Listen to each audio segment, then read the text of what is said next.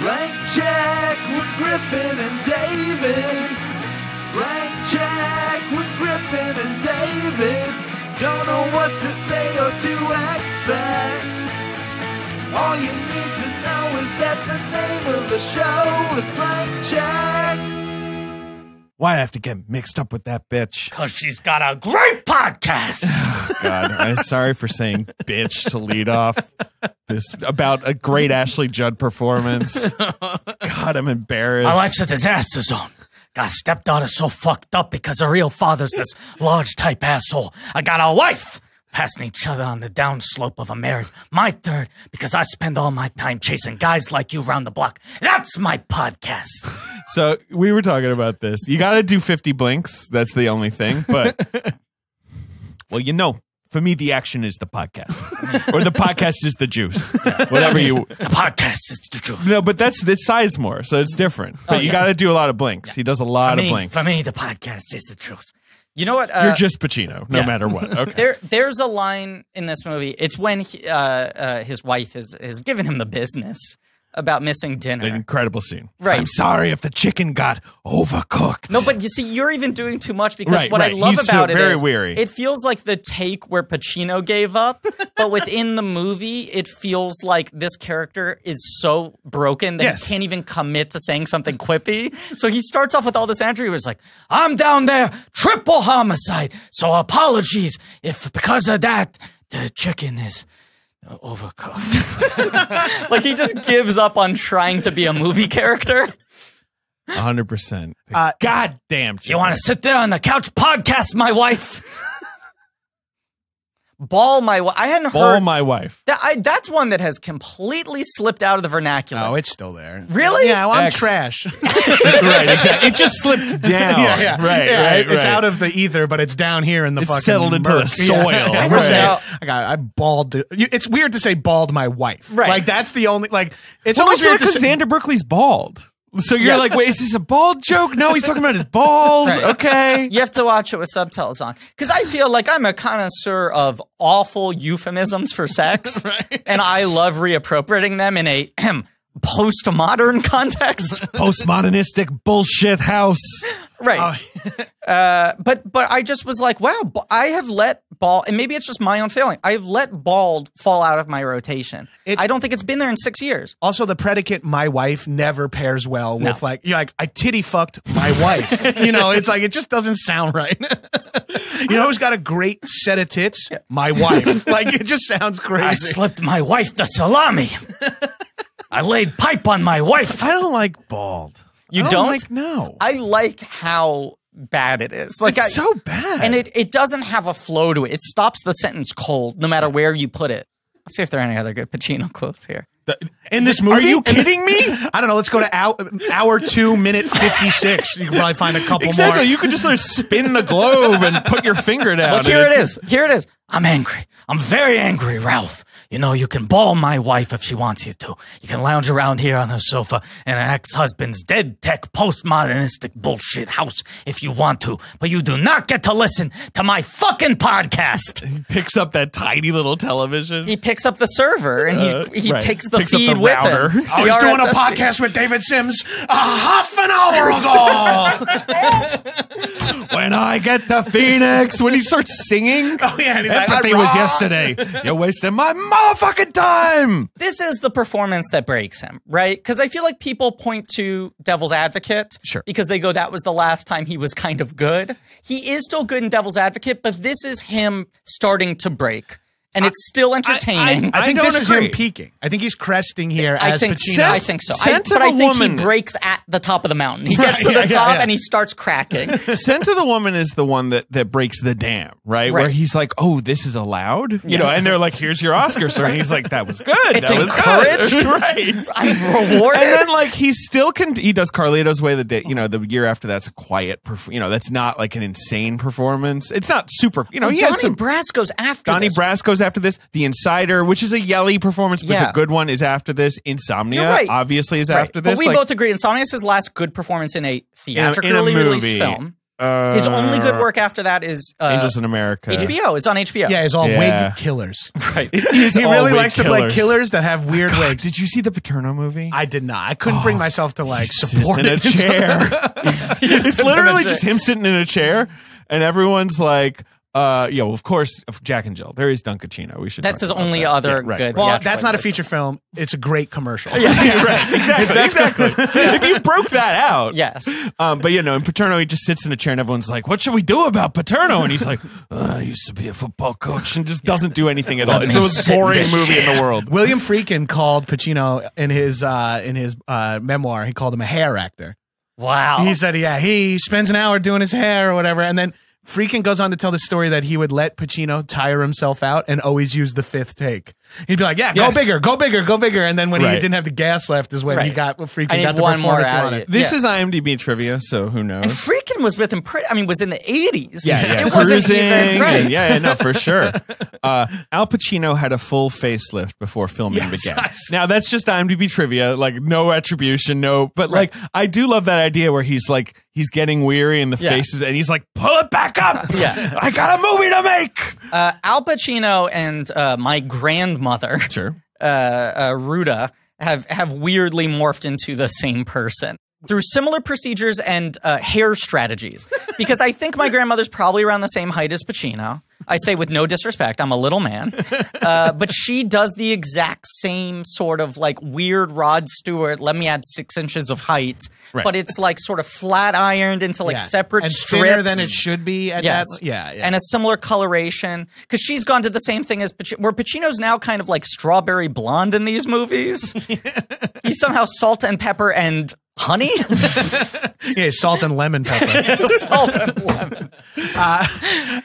The most fucked up scene in the entire movie, of course, is a close-up of Pacino kissing his wife. And that's a crazy and shot. That looks like kind of two of-age lesbians making out. And I didn't hate it. And then it's like, when you zoom out and realize it's not like an Italian and a Greek lesbian kissing. It's a shirtless 5'2" shirtless man. It's also one of those things where you watch this scene and you're like, right, this is the last time you can film this and not get arrested. Diane Venora is she's like 10 years younger than him. They're almost age appropriate. Yeah. I mean, they're basically age appropriate. I don't like any of the relationships in this movie. You don't think this movie depicts healthy relationships? It's just like the throwback of like the 80s of like men gotta work, except the work is killing or stopping killing. And that's Michael Mann, man. Yeah, I know. Yeah. It's like my girlfriend wants me to go to Fiji with her, but I need to kill Waingro. I gotta get the juice. He does gotta kill Waingro. Waingro is no good. Yeah, well, his biggest sexual release in the movie is saying "look at me" to Waingro before he blows him away. Look at me. Look at me. We've said on this miniseries, I'm sure we'll continue saying this, but Michael Mann movies are about, above all else, tough men making tough choices. Yes. And there's no tougher choice than, do I go on vacation with my Fiji for with 30 years younger girlfriend, right. an infinite vacation. With a girl who hit on me. Right. She saw, look at this fucking psychopath reading a metal book. Right. So, you're 30 years older than me and look like you killed recently in the timeline and of this my film. reation to you hitting on me was like, look, lady, what do you want to know about me? And then she's like, oh, sorry. Well, let's give him one more chance. He is old and unattractive. He does not out have of his cutlery in his house. He does live in an IKEA showroom. I like even Val Kilmer in that movie. He's like, dude, you got to get furniture. I tried to crash in your house. I just sleep on the floor. Yeah. But the good thing is he is completely emotionally vacant. Right. What about that moment of seeing this cold killer in a gray suit at a bar makes you go, oh, I am an artist, a female artist. He's hot. I'm sorry. I would go for De Niro in this movie. I'd be like, I can crack him open. He has like I'll be the one. Cocky hot dude, like you kind of want him to pay attention to you because he's so cold. You're like, if he gives you this, is like my father, my wife, like all my friends, like the people I find the most. You surround yourself with Michael Mann characters. I do because I surround myself with people that I'm like, I don't know if they like me or not. Right. Let me confront. Let me make sure they like me through effort. This, of course, is a podcast called Blank Check with Griffin and David. It's quite all right. No, we've started pushing the introduction until the second hour if we can. It's a podcast about filmographies, directors who have massive success early on in their career and are given a series of blank checks to make whatever crazy passion projects they want. Sometimes those checks clear, and sometimes they bounce Baby. He does baby in this. That's where Gino Lombardo, my character I do on Comedy Bang Bang, I stole baby. Really? Yeah, because I just loved baby. I mean, I wrote it in a screenplay one time where a shock jock says, "You gotta love yourself, baby," and I took it from Pacino, and I can't stop it. Yeah, it's so much fun to say. You were gonna have to share me with the bad people and all the ugly events on the planet. You know what you signed up for when we got together, baby. The chicken is overcooked. What do you want me to say? There's a baby in the microwave, baby. I put a baby in the microwave. Oh my god! This of course is a miniseries on the films of Michael Mann. That's right. It's called Cast of the Podhekins. Sure. Is that what it's called? I already forgot. Yeah, aka Michael Mansplaining. And with us today, an amazing guest. Oh, thank you. Someone we wanted to have on for a very long time. Yep. And the schedule's always whenever you were here, David was away. It's all my fault. I do live on the other coast. Yes. Yeah. But as he said in his introduction, our guest today is Gino Lombardo. Hey, thanks, asshole. Jon Gabrus is here. Hey, thanks, asshole. Host of My characters are thin veils. Host of Action Boys. Gino Gossamer Lombardo Finn. is my favorite character in the entire CBB universe. It You is. said that to me when you weren't here. So Yeah, truly. Yeah, he's just a ramped up version of me. It's He's an like, immediate play. Yeah. Yeah. I that's the immediate topic cue if Gino's on an episode. Do you know how deep mine and Griffin's history goes? go ahead. I was his level 1 improv teacher. Are you kidding me? I met him when he was. I mean, I still think he's 19, but I Yeah. think I Sure. met you when. How old were you? I think I was 16. truly no. I think I was 19 or 20. Yeah, Yeah. I think I was See? 19. Always hard Yeah. to guess with you. Yes. I think I was a I hard. made you 19 show me your ID before I blew Yes. you, though, just to confirm. We were equals. Yeah, and then we cast Griffin in what we thought was Yes. going to be a pilot, which Right. ended up being a Right. digital series. A TV show that we filmed at your real childhood home. My mom's house. Because you said, like, we're like, okay, friends. We see each other, we see each other like once or twice a year. And you're like, you have been to both my childhood home and my home in LA. Yeah, I don't have any friends that have that coupling. Yes, I met your mom. Right. How's his mom? Lovely. Looks a lot like me. Hey. Shorter, Yeah. slightly less hairy, and even more Italian. Kept on bringing food around. Yep, it's a For classic. the cast and crew, but sometimes would do it mid-take. Also, we cast my mom as an extra, and she just watched. Yeah. They showed me like playback, and she just stared at me and smiled. And she's not supposed to know who I am. Just and so she much play. And she's just like, "Oh my god, look, Right. my son's shooting a movie." But they'd be like, roll for room tone, and then she'd come in and be like, anyone want Totino's? Like a big platter. Of Did course I anyone? want Yeah. Who one. doesn't want Yeah. Totino's? Exactly. Yeah. You're here, John. Well, thanks for having me. I'm a fan of listening to the podcast. Thank you. I'm We're like- saying you're like the king of podcasts. I love guesting on podcasts. I love listening to podcasts, and I love hosting 3 different podcasts. The sound you hear is me blowing my head off. No, but you know when you like see like I hope this doesn't sound backhanded because it's certainly not the intention. Right. And you are a very skilled actor and a very skilled writer. Yeah. But you know when like certain stand-ups, you were like, why haven't I heard of this guy? Like I'm Right. seeing him host or I'm seeing him like do an hour at the club and he's like killing and you're like, it just doesn't translate. Like he's specifically someone who works in a live comedy club. Right. There's something about what you said, like everything you've developed in your life is like perfectly suited was to the accidentally podcast pointing to medium. podcast. I had no idea Right. until I moved to Los Angeles and Yeah. was asked to do an episode of Comedy Bang Bang. Right. And I'm like, what is like, I never even listened to podcast. I listened to This American Life before then because this would have been 2011 or 2012. So Yeah. I wasn't even into podcasts. I didn't have a car. I was reading books on the subway like a grown up. And then I moved to LA and I do a podcast and people are like, wow, you're really good at that. I'm like, you mean sitting and talking for 2 hours and purposefully trying to ruin conversation with jokes? And they're like, yeah, that's what podcasting is. I'm like, well, let me get a slice of this shit. Right. Yeah. It's like all the stuff you enjoy doing in improv that all your improv teachers told you not to do. Yeah, it's like be yourself, be real, reveal dark truths. Like, right. It's the best. Steamroll the conversation. That was the great thing about Gabrus as an improv teacher was he would like sort of do the like, I mean, look, you're not supposed to do that. Right. He wouldn't slap you down because he's like, look, it's kind of working. Right. He'd be like, come on, it's funny. I laughed. Yeah. Well, the old joke I used to say, like, as I got longer into teaching, I would say, like, yeah, look, you're not supposed to like steamroll like that. Someone like him, he can steamroll. Right. Her, she's allowed to steamroll. She's a steamroller. They're funny. It's like, get out of the way. Let them be funny. Yeah, right. Like, I get you can't do it because you can't really hold your weight. These guys, these gals, they got it. Get out of their way. They have like a steamroller license. They have like Right. You gave operator certain license. people a Warren Beatty pass. Rules don't apply. The rules don't apply. Those Sort of rules. WB. Man, Lily Collins. Lily Collins. That's her name, right? Yeah. Lily Collins from Rules Don't Apply. Yeah. She's got those brows. Got those She's brows. in Tolkien. She's got those brows. Yeah. They have like a little version of her, like a younger version. Uh-huh. This girl has like the craziest. And you see her first. Yeah. And I was like, Lily Collins is playing the grown up of this, whoever it is. They put like fake mustaches over her She has 6-year-old eyes. Grouchos over her eye. It's so good. They're like 6 inches off her head, like an animated cartoon.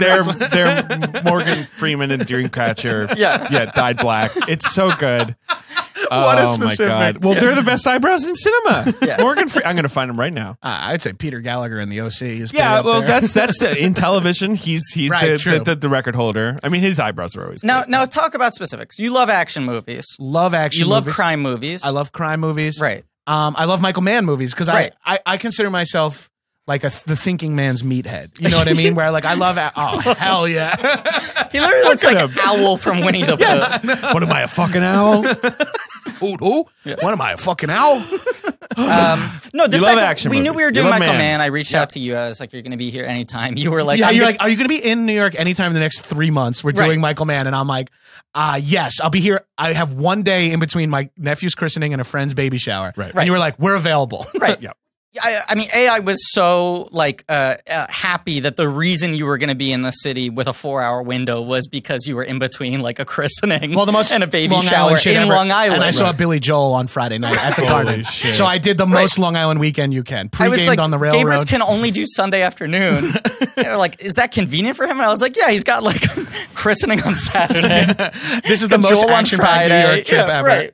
And I love getting to say to my wife and like the people I'm staying with, I'm like, Right. well, I got to run Sunday morning to go to work for a little bit. It's like scream about movies with friends. But there is that improv thing. I mean, I feel like you're one of those guys who's like king of the specifics. Yes. Like you're really good at these pulls. It's one of the reasons I love Gino Lombardo because you were like pulling just from your reference base from when you were 15. So it's like an infinite well. It's a time travel for Right, me. and you just go hyper specific into like where the parking lot is in relation to the sub shop and like all the stops on like the LIRR. When you find out course. people don't hate that, you're Yeah. like, Oh, okay, fine. my favorite thing The kills me every time. IR thing kills me. I love that so much. But you're also one of those guys where it's just like you. And I remember you saying this in class, where it's like you should learn a little bit about every subject. Yeah, to be good at improv, it's just You got it, yeah, right? Because it's like if someone brings up the Bible in a scene, you want to have 2 Bible specifics you can throw out. Yeah, or at least to recognize that what they're discussing is the Bible. Like, right, yeah. right. You need to have like some base working knowledge, and So you're you're a telling guy. me you just told everyone in the UCB to read the Bible? Is Well, that what your that's why I was class fired. Right. You were like, fellas, this is called the King James Bible. You're handing them out. I taught a class to a dude who English was his second language. He spoke Mandarin. And I go, your English is actually very strong. Where'd you learn that? He goes, I looked up I'm not going to do an accent. I looked up the #1 selling book in America in English and read it. And I'm like, what was that book? He's like, the Bible. And I was like, you learned English from the Bible? That seems insane. It seems like the origin story of a very specific villain. right. Where he's like, I only have this one book to work off, and thus I am fully evil. right, After reading everything in this, right. I want to take over the world. Your lessons for him were like, look, we usually try to yes and, not shalt not. Well, here are the 10 rules of improv. Oh my God. You had to teach him a Herald on Stone tablets. It's the only way you would learn. Yeah. But I was watching this movie, having known you for a while, being a big fan of your work, and I was like, Michael Mann movies, and this movie in particular, feel like a movie that you crib from a lot whenever you have to do an action or crime scene in any sort of comedy show.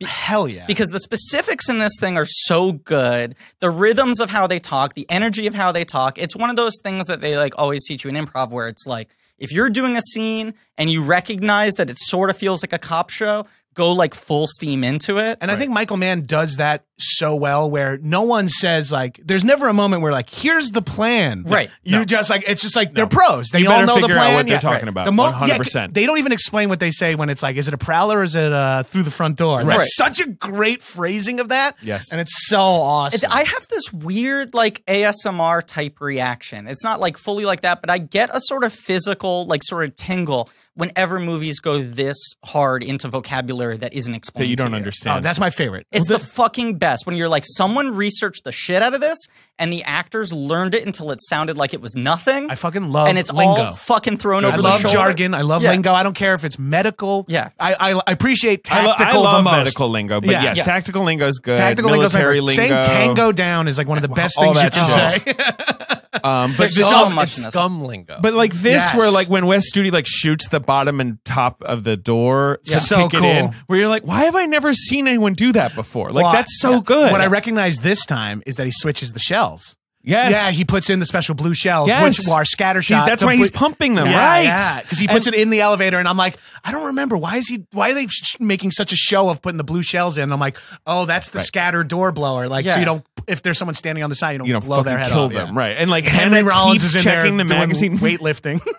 Henry Rollins. Henry Rollins in sweatpants. What a great fucking character to just be in the middle of this movie. I would be so honored if I were Tone him. Loc. There's so many weird people who show up for one scene. Piven? Jeremy Piven. Piven, Dr. Bob. Piven with the hair all the way back. All the like way back, chilling. all the way down the front of his chest. Yeah. Exactly. That's where he pulled from for Ari Gold. He had like He was a like, reverse "Doctor, transplant. You're right. He had the opposite where they took hair from the top of his head and transplanted it onto the back of his shoulders. 100%. The best place for Tom him. Noonan in a wheelchair talking about microchips or whatever. Oh, God. Early internet. Very Yeah, early internet. Yes, Hearing it's Tom. all on there. I love that. The It's like, it's just printout. out there. It's flying through. The printout on that like perforated like oh, yeah. The dot matrix printer where he's like, look at this number here. Look at, like it is like the details in Michael Mann movies are erotic. Yes. Yes. Well, this is his first. No, because I guess there's Manhunter, but Manhunter is sort of its own thing. It has a lot of the cop stuff, Right. But this is his first like criminal movie since Heat. I mean, since Thief. Yeah. yeah. Right. When Thief is loaded with all that shit too. All these guys talking about, I don't know, drill bits and Gonna pinch you. Yeah, pinches, all that. But well, this, like you said, like you, this is from IMDb trivia as well, but Michael Mann saying like he took all the guys to meet criminals and like you feel that they're soaked, they're steeped in like how they hang out with each other. Because this is one of those movies where it's like, these are not movie cops or movie criminals. Right. Like he's establishing new stock types now. Right. You know? Yeah. Like and we talk a lot about like he refers to his own style as like stylized realism. Yeah. Because he's like, I'm trying to make everything really real, but also cooler than real life. Right. It's reality, but blue. Right. But like kind of a neon blue. There's a little jazz into it, but I'm also love it. just not like embellishing or creating anything. He's like getting all the details right, and then he's just throwing like a little stank on it. Yeah. Yeah. So much cool shit in this. Yeah. Like the detail, one of my favorite details in the movie is the rear windshields blowing out on when the shape charge goes off. Yep. That fucking detail is just watching the ripple of those things. I'm like, that must have been so much time and effort to set up that shot. And it's 1 second in a 3-hour movie, and it fucking lands hard. Ben asked us recently why movies cost so much. And we were explaining to him, and we're like, well, you have to like essentially like set Year up 3 of the podcast about how much movies cost. Almost five. We've been talking about some of the biggest films ever made. I think we've covered probably half of the highest budgeted films ever. Sure. That's our thing. Yes. But he was asking, and we were like, well, it's like you kind of have to like found an entire company. Right. Like you have to create this infrastructure and payroll. Hire all these people. Right. Yeah, yeah. And like obviously like big people that like, you know, you pay them a crazy amount of money. Or if you have things like CGI or costumes or sets, those are sort of things like that. But you can see how like some people can understand, Ben perhaps, why do Michael Mann movies cost this much? Like why did he cost like it cost $60 million 25 years No, ago. 100%. Yeah, it cost a fair amount of money. It's an insane, and it's on the screen, but you don't see any visual effects. There's no sets. There's no weird. But no part of the sets. answer is, Not one set. All locations. All Is locations. there one weird green screen shot? With, Yes. Yeah, that's like where they're on the hills. Yeah, in the hills. yeah. That looks like a green Right, screen because- shot or something. and That's the like- only thing, possibly? I think so. And I Yeah. wouldn't be surprised if they were on that actual patio and then put a green screen up around. Because they wanted the exact shimmery I look. think feels that like is what what he it, I would think do. that is what it was. I think it's because they couldn't get the shot to look right. Right. Because he would 100%. not have done it otherwise. No, and that's like you It's see the in only that shot like that in the movie. Yeah. You watch that shot and you're like, I totally get why Michael Mann became so obsessed with digital video. Yeah. Because digital video allowed him to get that shot. Right, Like what right. he wants is like two actors. Crystal clarity. Right. Yes. And like just the real light of like the city behind them with no artificial lighting around them. So it really looks like night and you see the cars moving behind them. And it was impossible to get that in focus without blowing it out. At the right time. Right. Because there's that shot at the beginning of Miami Vice when they're on the rooftop. See, because I was about to say, if you like lingo, Miami Vice, the only dialogue is lingo. They take everything else out. It's all in the garbage. Miami Vice is one of those movies where I'm like, how does this work? And why do I like it so much? That's a good call. Like when you on paper, you're like, it's Jamie Foxx, Colin Farrell Right. doing Miami Vice, a kitschy 80s TV show. And then all of a sudden you watch it and you're like, oh, if you just called this movie like we're cops versus drug dealers or whatever, you'd be like, it's a fucking great movie. Pros versus pros. Yeah. Right. But it's also like this thing we've talked about where it's like he gets $100 million budgets or what at the time would adjust to $100 million budgets. And big stars. Because he's always like, look, I got 2 or 3 massive stars and it's just a simple cops and robbers story. Like he sells them on these like little kid playground terms. Where it's like, here's my Cowboys and Indians movie. Here's my cop and robber. The pitch of Heat is the simplest, most effective, like De Niro and Pacino. Cat and mouse. Cop, robber. Like you've never seen them together. Here they are. And That's it. And you're like, cool. It's like a taut 85. Yeah, cool. So after the big bank robbery, it's over? No, there's one more hour. Natalie Portman's going to try and kill herself. She is? Who's she? Shut up. David, you saying that. I've seen this movie 40 times, possibly. Right. Yeah. I watched it again last night to be as fresh as possible, and still moments I'm like, oh, right. Natalie Portman. I totally forgot about that. I've seen this movie so many times, and I was like, we're wrapped up, right? And then I'm like, no, we're like, there's that coming. And then I forgot also the other thing that was a surprise, or I can't believe I forgot, because there is 70 storylines up in the air in this movie. It's a TV show. It's a remake of a TV pilot. It's a TV pilot, and so much of it is like, oh, right, that would have been a whole thing. Right, like the whole Wayne Grow is also a serial killer thing. Right. That's the thing. That's the thing that I also forgot out of the movie when they cut back. He's like, the Grim Reaper's here, and and I was like, oh, are we in a David Lynch movie? Is this Bob from fucking Twin Peaks? Sorry, Carrie, what were you going to say, Griffin? No, it's such a crazy this is a real sort of relationship between a cop and a thief from the 70s. Yes. That he did insane extensive research into in Chicago, right? In big Chicago. Then he wrote it as a film script that was this long. Right. He said at the time of Thief. In 1979, he has like 180 page. Right. He has this movie. He's like, this is the big one. And he was like, I'd never even attempt to direct it. No, I wouldn't even know how to pull something of this size off. I want to produce it. I'm very proud of the script. I think it's the best thing I've ever written. I couldn't even touch it. Right. And then several years later... Well, he asked Walter Hill to make it. Yes, Walter Hill turns it down. Someone else turns it down. I think you're right, but Walter Hill is the one I think of. Walter Hill is the obvious guy in 1979. Right. He's your hard-boiled crime master. Right. And everyone's like, this is too much. Well, sure, that's the other thing, probably. Right. Walter Hill's like, this thing's way too long. I don't want to fuck with it. Right. Because everyone respected that it was good. Then post Miami Vice, Crime Story, when he's now become a big power guy in TV. Yes. Sells it as a pilot, he directs the hour-and-a-half pilot himself, which I didn't realize. He had never directed an episode of Miami Vice, which is kind of nuts. Because he was such a hands-on executive producer.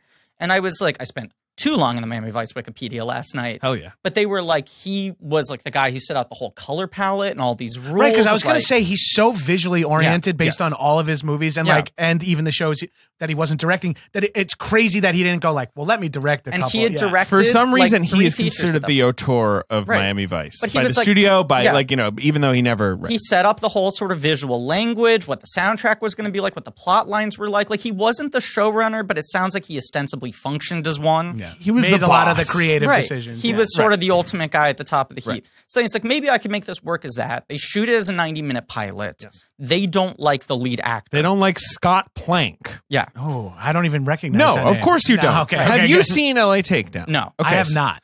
I watched it. Right. In preparation for this. Yeah. It's bad. That's what I've heard. It's a network pilot, right? Yeah, but but it's insane. And you can watch, I advise everyone, go on YouTube, you can watch the coffee shop scene.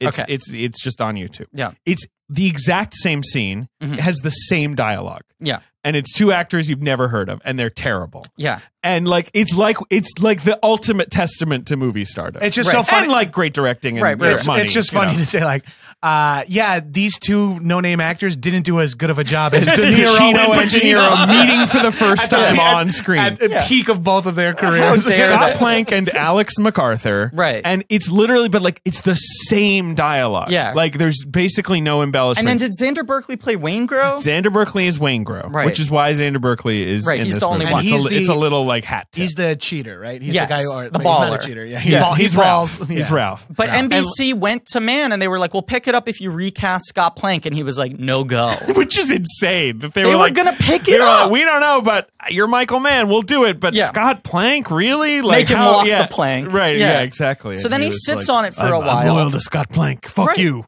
But it's crazy. What year is LA Takedown shot? I 87, 88? believe it's 89. Let me check. 89. Right. And then this movie's 95. Yeah. Yeah. There's like a huge gap, first of all, between Manhunter and Mohicans. In which he's making LA Takedown. Right. Right. Right. And making his other TV shows, doing Crime Story and Miami Vice and all of that. But, that's right. And then after LA Takedown, he moves over to Mohicans. Right. Mohicans is his biggest hit of his career, Right. still, if you adjust for inflation. So now he's great fucking movie. Amazing movie. But you also go like, here's Daniel Day-Lewis, who's like so temperamental, but he got it out of him. Like these tough guys respect Mann. He can wrestle a performance out of these guys who were reticent to sign on to movies. Yeah, and he'd also walked into a studio and said, like, this James Fenimore Cooper novel, it's time. Like, we can, like, and it, like, was not really the moment where that was a sure sale. Right. Like, like, we should do an 18th century, period action movie. And he got also, it- even in like, we should side with the Native Americans. Right, Yeah. totally. Yeah, like Yeah, the idea of 100%. that premise of just like, we should be on their side for a movie. Right. But I think a lot of that is the key to him is he almost always uses, I think Hemsworth is the sort of exception to this because Hemsworth, by all accounts, is very affable and nice sort guy, of just right. a good guy. But he always works with these movie stars who are kind of notoriously A difficult lot of ego to wrangle. in one way or another and like can steamroll a director. Yeah. You know? I think it's... And he's like one guy who can fight back with them. I'm Yeah. going to speak out of turn, not being fully informed on Michael Mann, but Sure. he seems like he's sort of like enjoys the macho-ness of it, where he's like, look, they're fucking guys. You Yeah. know, like, let's get him in the room and 100 and we'll get it done. Billion%. Yeah. David has locked Yes. into this notion that he's sort of like an NCAA basketball coach. Right. Yeah. That it's that sort of antagonistic, like, fuck you, you can't dribble. Yeah, exactly. And also, it's like, this is my system. You're going to do my system. Yeah, I believe. I say, hey, look, I don't care what you did in high school. You put up 100 baskets in one night. Nah, you're playing my system. All right, Right. You're 100 defense only. 100%. Like what? And some guys like that. I think Yeah. some stars also just like being sort of, obviously he commands much respect. He's I think it's well also- respected director. But Yes. macho appreciates macho always. You know what I mean? Like Right. alpha to alpha, Right. they're like, all right, well then we're making a fucking heat, bro. But I think there is a lot of those, especially male movie stars who have difficult egos. Yeah. People tend to think like, cool, you have to pussyfoot around them. And in fact, the only times they have good relationships with directors are people who are sort of as antagonistic as they are. Yeah. Because they want that weird, it's like that weird sort of sports thing. This movie's of, like, full I of wanna be legendary made psychopaths. Angry. Yeah. Yeah. Yes, Like John 100%. Voight So- making his first movie in 5 years. Yeah, because he was like, Mann was like, I want you to do it. And John Voight said no. Right. This is John Voight's first wide release film since Runaway Train. Yeah, crazy. 10 years earlier. And his Yeah. first film, period, in 5 In 5 years. years. Yeah. Yeah. Yeah, and this like relaunches his career. Yeah. But all these guys, like I heard a very similar thing about like I worked on. I'll just say this. I worked on the motion picture Draft Day. You did. That's right. Absolutely. This comes up every once in a while. Yeah. Touchdown. Ivan Reitman, kind of surprisingly, one of these guys, That makes Like sense. kind of a like, fuck you, like I'm the boss here kind of guy. and sort of will neg you and is pretty aggro. Yeah. I like and dismissive. alpha comedy guys is like an interesting world. Right. He's and- been around the block. And I I guess. was like, I'm very surprised by his energy. I think he's a very good director. Well, also he's Canadian, so you always assume Canadians are polite. But the thing that they said was like, well, how did he make his career? He made his career by him being the guy that Murray wanted to work with. And it was like, that's the one guy Murray responds to. Sure. That's the one director. Right. Murray, right. who is like the De Niro of comedy. Right. When right, Murray right. was in his studio comedy days, Reitman was the only guy because like Ramis even, like his best friend, led to a falling out after both of them made their best film ever. But yes. Reitman was like the one director who apparently with Murray was like, fuck you, you can't act. I think right. And Murray would like kill it. I think Mann's other thing too, so many of these movies is like say I'm Sizemore, and I'm like, do I have to? And it's, or like, this is bullshit. And he's like, yeah, well, I have the real career criminal right here. Hey, come here, Tony. And he brings this guy. He's like, yeah, I cracked 50 safes. Yeah, that's how we do it. He puts you through the spin cycle of like these tough guys. I saw Aronofsky speak right after the Oscars of the wrestler year, where he's like, the campaign's over. I can tell you everything. Mickey's a fucking nightmare. Right, yes. And he just told a bunch of stories where he was like, he's like a 6-year-old. Right. He's like a petty child. And the only way you get a response out of him is to be like the mean softball coach. And I just did that with him all the time. Like I'd pull him aside and I'd just be like, Mickey, your career's fucking over. No one wanted me to hire you. I'm losing money because you're working on this. If you fuck this up, you're never going to work again. Right. And he'd be like, I'm done. I did one take. I'm done. I'm tired. And he'd be like, Mickey, this is why they threw you out. They're going to throw you out again. And he was like, it was just that. And Michael Mann has that sort of thing with these guys, which always gives him a sort of blank check up until a point. Yeah. When these types of films become fully unviable, right. Where it's just like, which is now, right, yeah. Right. But it's like, if you can get Pacino and De Niro in the movie, here's your 60, and he gives it straight to De Niro, and De Niro's like, cool, I'll call Al. Yeah. And he was like, Al, you should do this, and Pacino was like, yeah, cool, I'll do this. De Niro basically loved the diner scene. He read the script and he was like, this scene is magnificent and I want Al. You can sell a pitch on, at that time, you can sell a pitch on like, and the criminal and the cop meet. Yes. Yeah, and totally. It's not contentious. Right. No. Exactly. And it's respect. It's the middle of the movie. You want to get a cup of coffee? Right. Sure. It'll be a trope forever that cops and criminals are actually really similar. Right. You're not so different. I think he does it the best first. Ding dong. Oh, who's that at the door? Ding dong, ding dong. Hey, hello. Oh, hey. Who are you? I'm Billy Batts from the movie Goodfellas. Okay. Yeah, I remember you. You're Made Man. A very popular character in film history. Billy Batts, played by Frank Vincent. I mean, you're accurate. I'm the character, and I'm here to tell you, David, enough is enough. Enough is enough. Why is that? What do you mean? You should go get your bespoke box. Go get your bespoke box, okay? So come back here. Come back here. Go get your bespoke box. Come back here. So, Billy, so you're constantly on the go too? Yeah, come on. And you don't have time to think about upgrading your style or your equipment? Absolutely not. I'm just saying you used to be good at getting boxes. Why don't you go get your bespoke box? I do love getting a new box of awesome from Bespoke Post every month. Yeah, go get your bespoke box. These guys are out there. They're scouting for quality, unique products to send in each box. You can experience it too. They'll just send you a box of cool stuff. You get membership, what do you get? You get like a weekend box that gives you a nice bag for the weekend. That one, there's a grooming box. What's that one called? Refresh. That's the Refresh box. And I believe they offered you a free sample and you got the box that has the sunglasses in it, right? What's that called? Shine box. Why don't you go get your Shine box, David? I did get the Shine box. It's got sunglasses. It's got a cool leather case. Yeah. It's got a little cloth. Yeah. To wipe the glasses. Yeah, that's fine. Now listen to me. Go get your Shine box. To get started. I don't mean to insult you. I'm not insulting you. I'm just saying you used to be good at getting a Shine box. Why don't you go get your goddamn Shine box? So these are curated box with different kinds of interests. There's a cocktail forward kind of box. What's that Dram called? box. The Dram box? Hey, Ben, can you do me a favor? Yeah. Go get your Dram box. Oh. So if two guys talking at a bar, go get your Dram box. If you go to boxofawesome.com and answer a few short questions, that'll help them get a feel for the kind of boxes you might want. That'll go with your style. Yeah. David, I got one quick question for you. You answer one quick question for me. Might help me. Might help you get the box. Here's my one question. Can you go get your Shine box? Whether you're in search of the perfect drink, well-kept pad, jet setting in style, Bespoke Post is going to improve your life one box at a time. Each one goes for under $50, but it has more than $70 worth of unique gear waiting inside for you. I don't understand what you're doing sitting around here still doing this ad read. I feel like it's about time you go get your goddamn Shine box. First of each month, you get an email with your box details. You can change colors and sizes, add extra goods. If you're not feeling the box, you can skip it. Barrel aging kits, limited edition cigars, weekender bags. They've got all kinds of essential goods and guidance for the modern man. I mean, it sounds great. You know, How about go ahead. No, I was just going to quickly do a call to action. I would say, if you want to receive 20% off your first subscription box, you go to boxofawesome.com and then a code, go get your Shine box at checkout. No, You would enter the code CHECK at checkout. Well, I think you should double check and make sure that the code isn't go get you shine box. That's boxofawesome.com, code CHECK for 20% off your first box.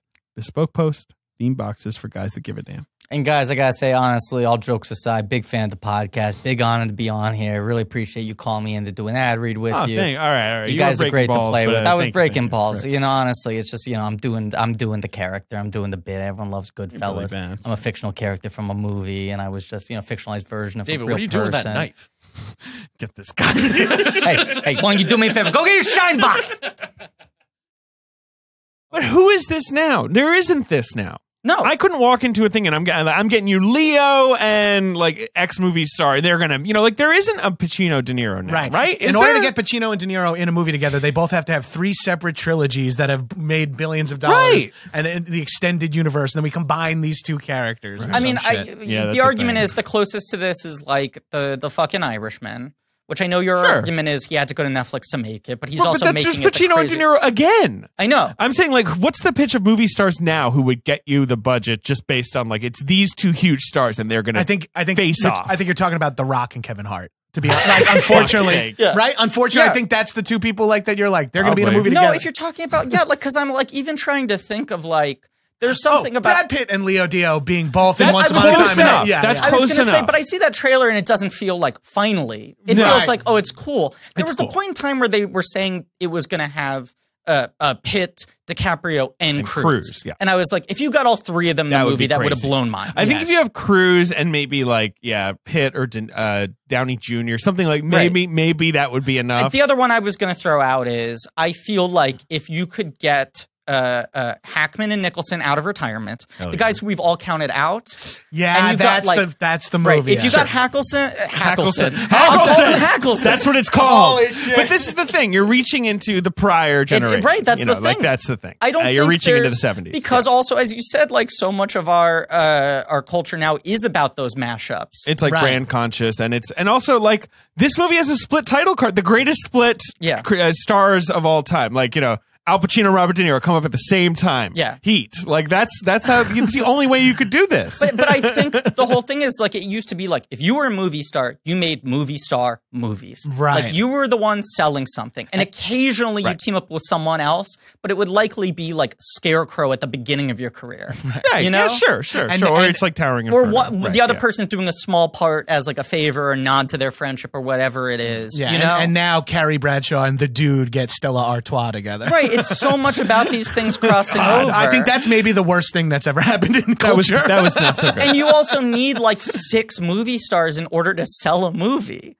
You know, where it's like the lone guy surrounded by a bunch of great character actors. Well, right. That's the other thing now, too, right? It's like we got Morgan Freeman to play a guy at the desk, like, the Marvel approach where they just like flood in any star you can find. That's like Batman Begins where you're like, Freeman's on the bench?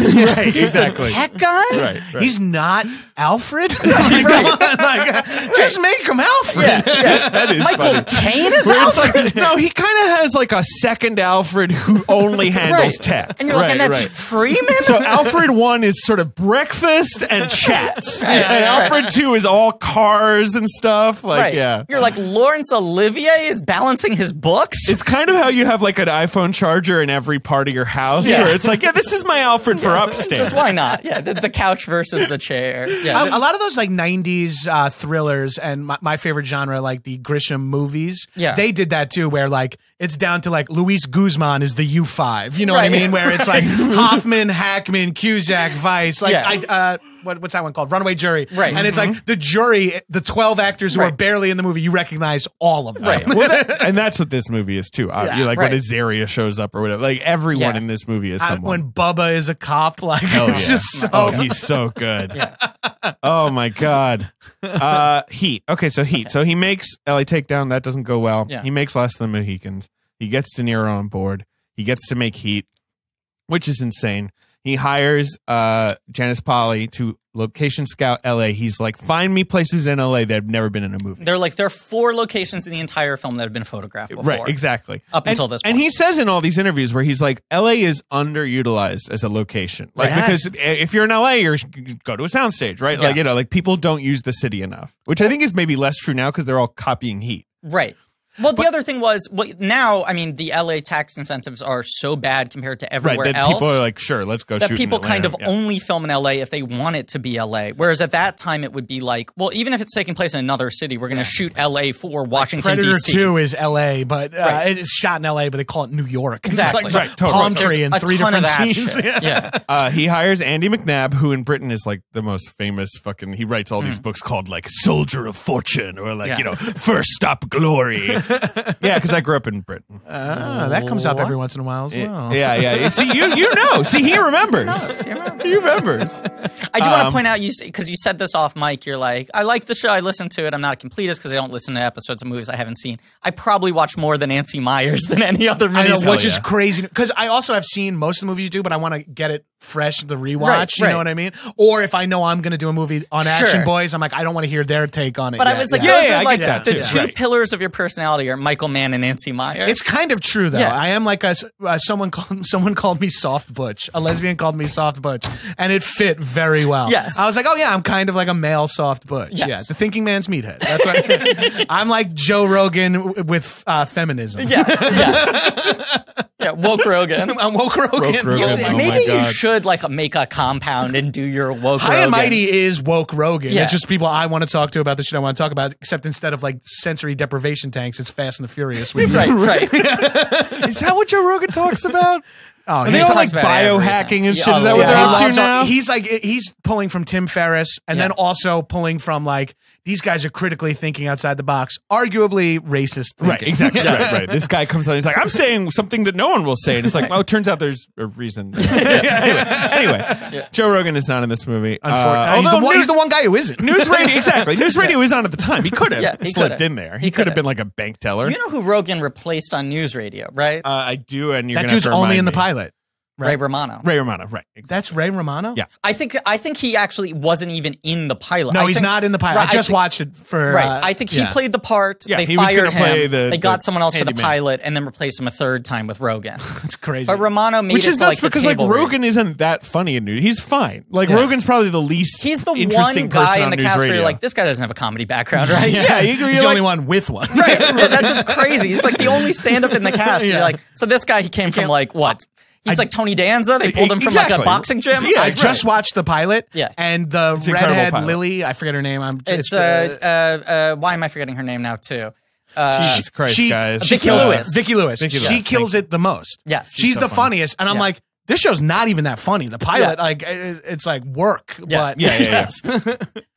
Heat. Andy McNabb. Oh, yeah, right. He teaches them all how to use automatic weapons. Val Kilmer's reload during the bank robbery is still shown to people as the perfect way to reload Really? a carbine rifle, which he talks about all the time and is so proud it's one of his proud things. Yes.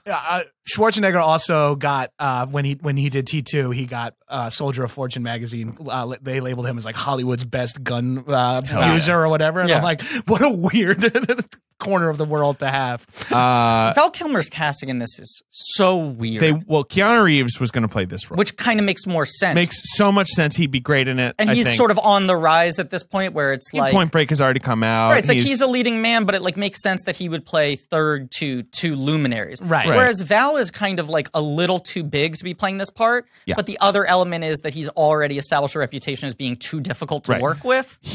Tombstone is 93, which is Yeah. like the moment where everyone's like, yeah, for real, like Whatever you Kilmer wanna do, forever. yeah. I mean, obviously he Right. has like Top Gun and The Doors. That's or what's what, crazy. like, He's been around for so long. he's been around, but now he's getting a little haggard. Yeah. Yeah. But then, of course, in the summer this year, he had Batman Forever, Right.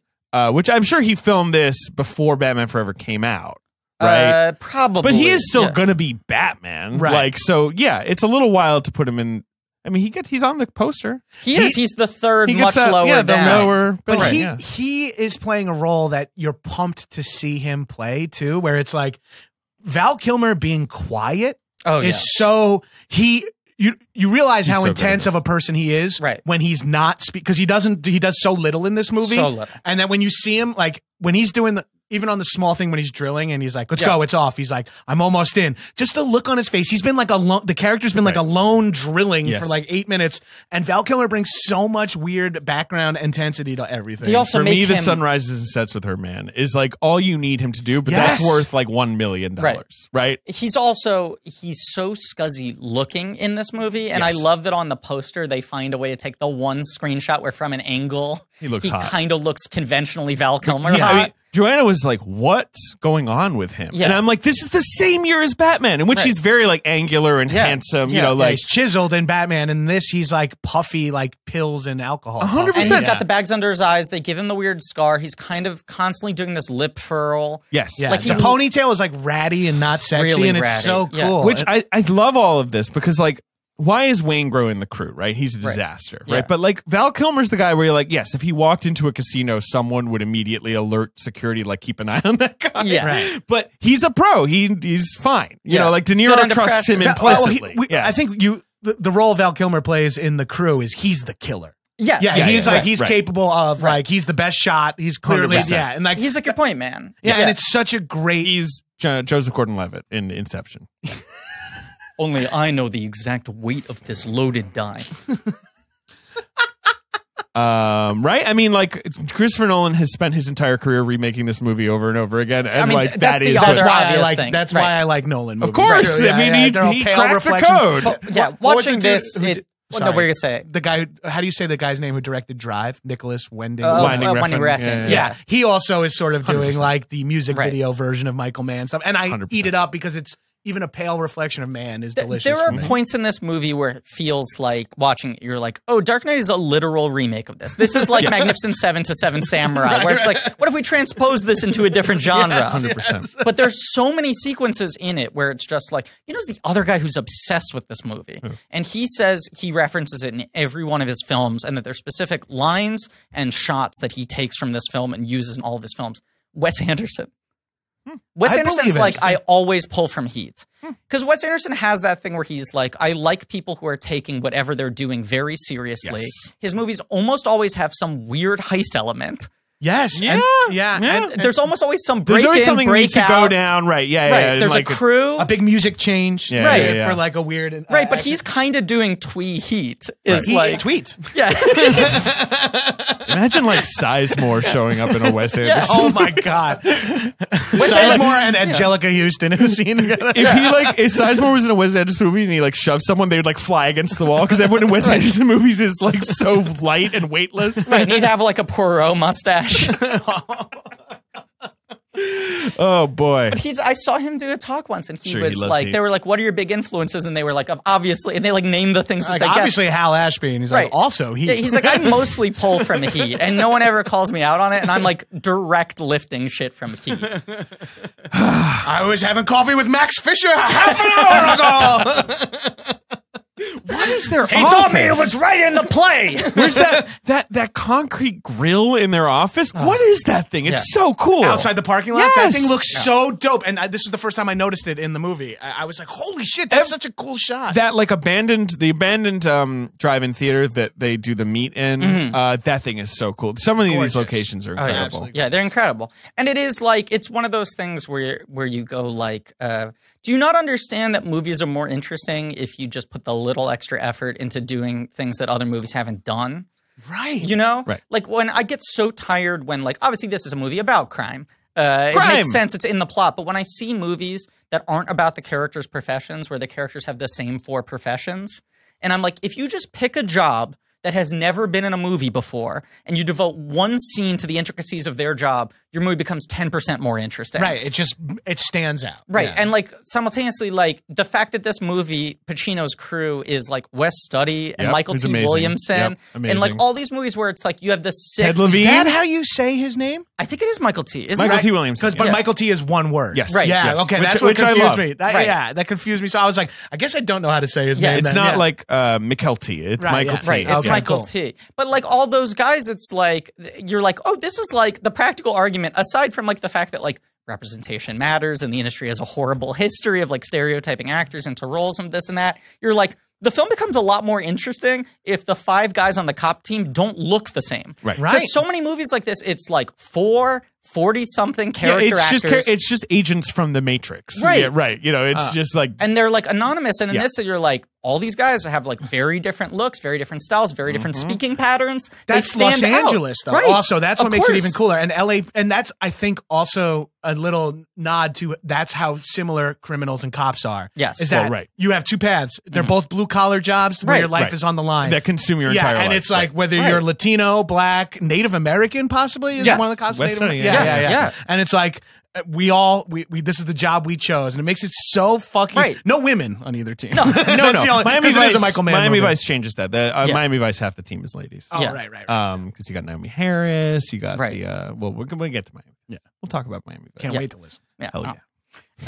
No, it's just like it makes everything more interesting in the same way that like this movie's obsession with a lot of the little procedural things or the details or the equipment.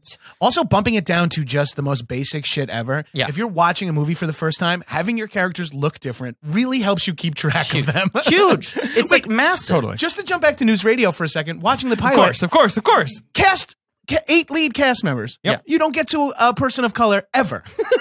Well, there's Candy Alexander, But she's not in the pilot either. Right, She's yeah, edited. Yeah. Which is like, you're watching, you're like, Well, okay. My favorite thing, and I just did this again, and I do it all the time. Just look it up. Melrose Place opening titles supercut, in which someone has taken every actor who was ever in Melrose Place's opening titles, cut them all in together. Right? Yeah. There's one black person. Jesus. It's like 45 white Yeah. people Yeah. and one black person.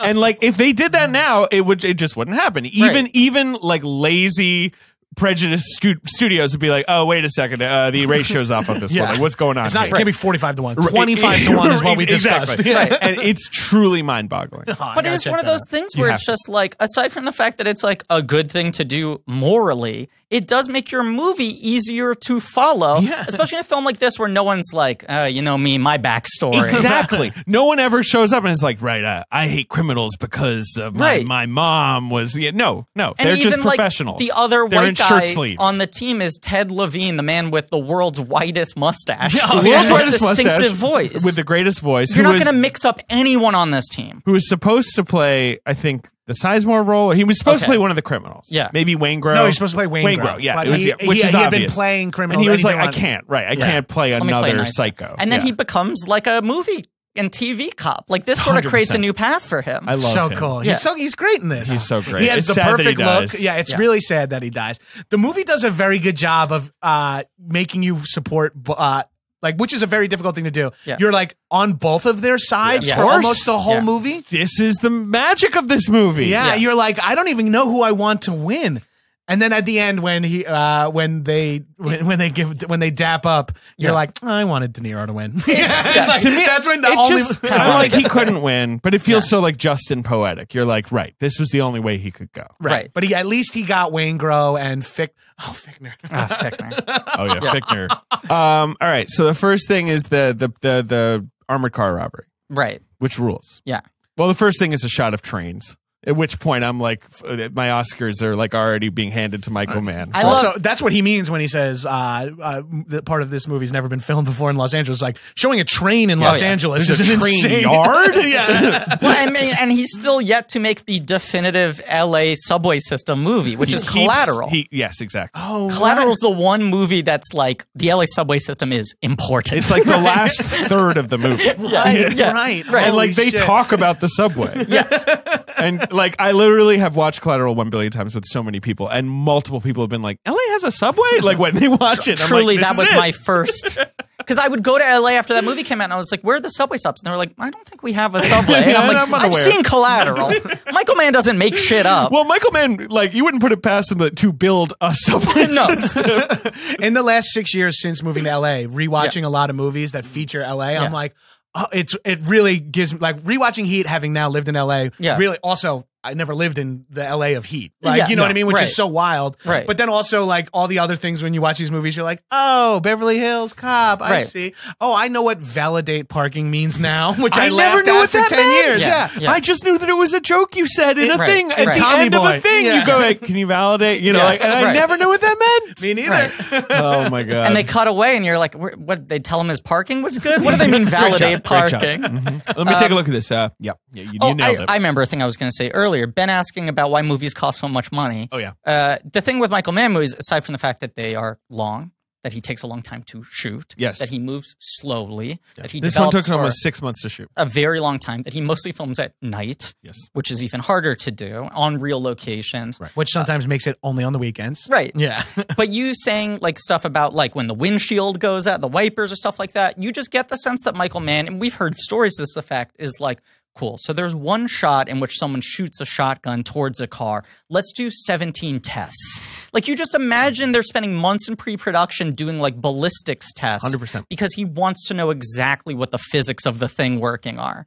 They built an entire staging area for the big robbery shootout, right? Uh-huh. Or on Fifth Street. They knew they couldn't rehearse on Fifth Street, Right. so they replicated it out in the wilderness Yeah. somewhere, so that everyone could learn all their marks for all the cover Yeah. that they have to do. All Right, that they were shit. treating it like a musical where Yes, people had yes, to like learn it's their choreography. 100%. So fucking- Because Right. every take they would fire 1,000 rounds for that Yeah. thing, basically. That's so awesome. It's That insane. stat's Yeah. unreal. Yes. That makes me so excited. I am so anti-gun, except Of course, for me movies. too. It's horrible. But he put microphones all over LA so he could capture the the bullet rounds rather than put them in after, which Yeah. is why the bullet rounds in this sound insane. Yeah. Well, isn't he like that's kind of what he's famous for? Is like not having music underneath gunfire either. Like, Right. Like in Public Enemies, like Sure, the music 100%. cuts out whenever there's a Right. gunfire because then you just hear the pop pop, and it makes it stressful. It's very rattling. And I was especially- listening, watching on yes. my iPhone with noise cancelers last night, which Yeah. is the best way to watch a Of Michael course, Mann movie. Michael Oh, Mann yeah. just cheered to hear you say that. Yes.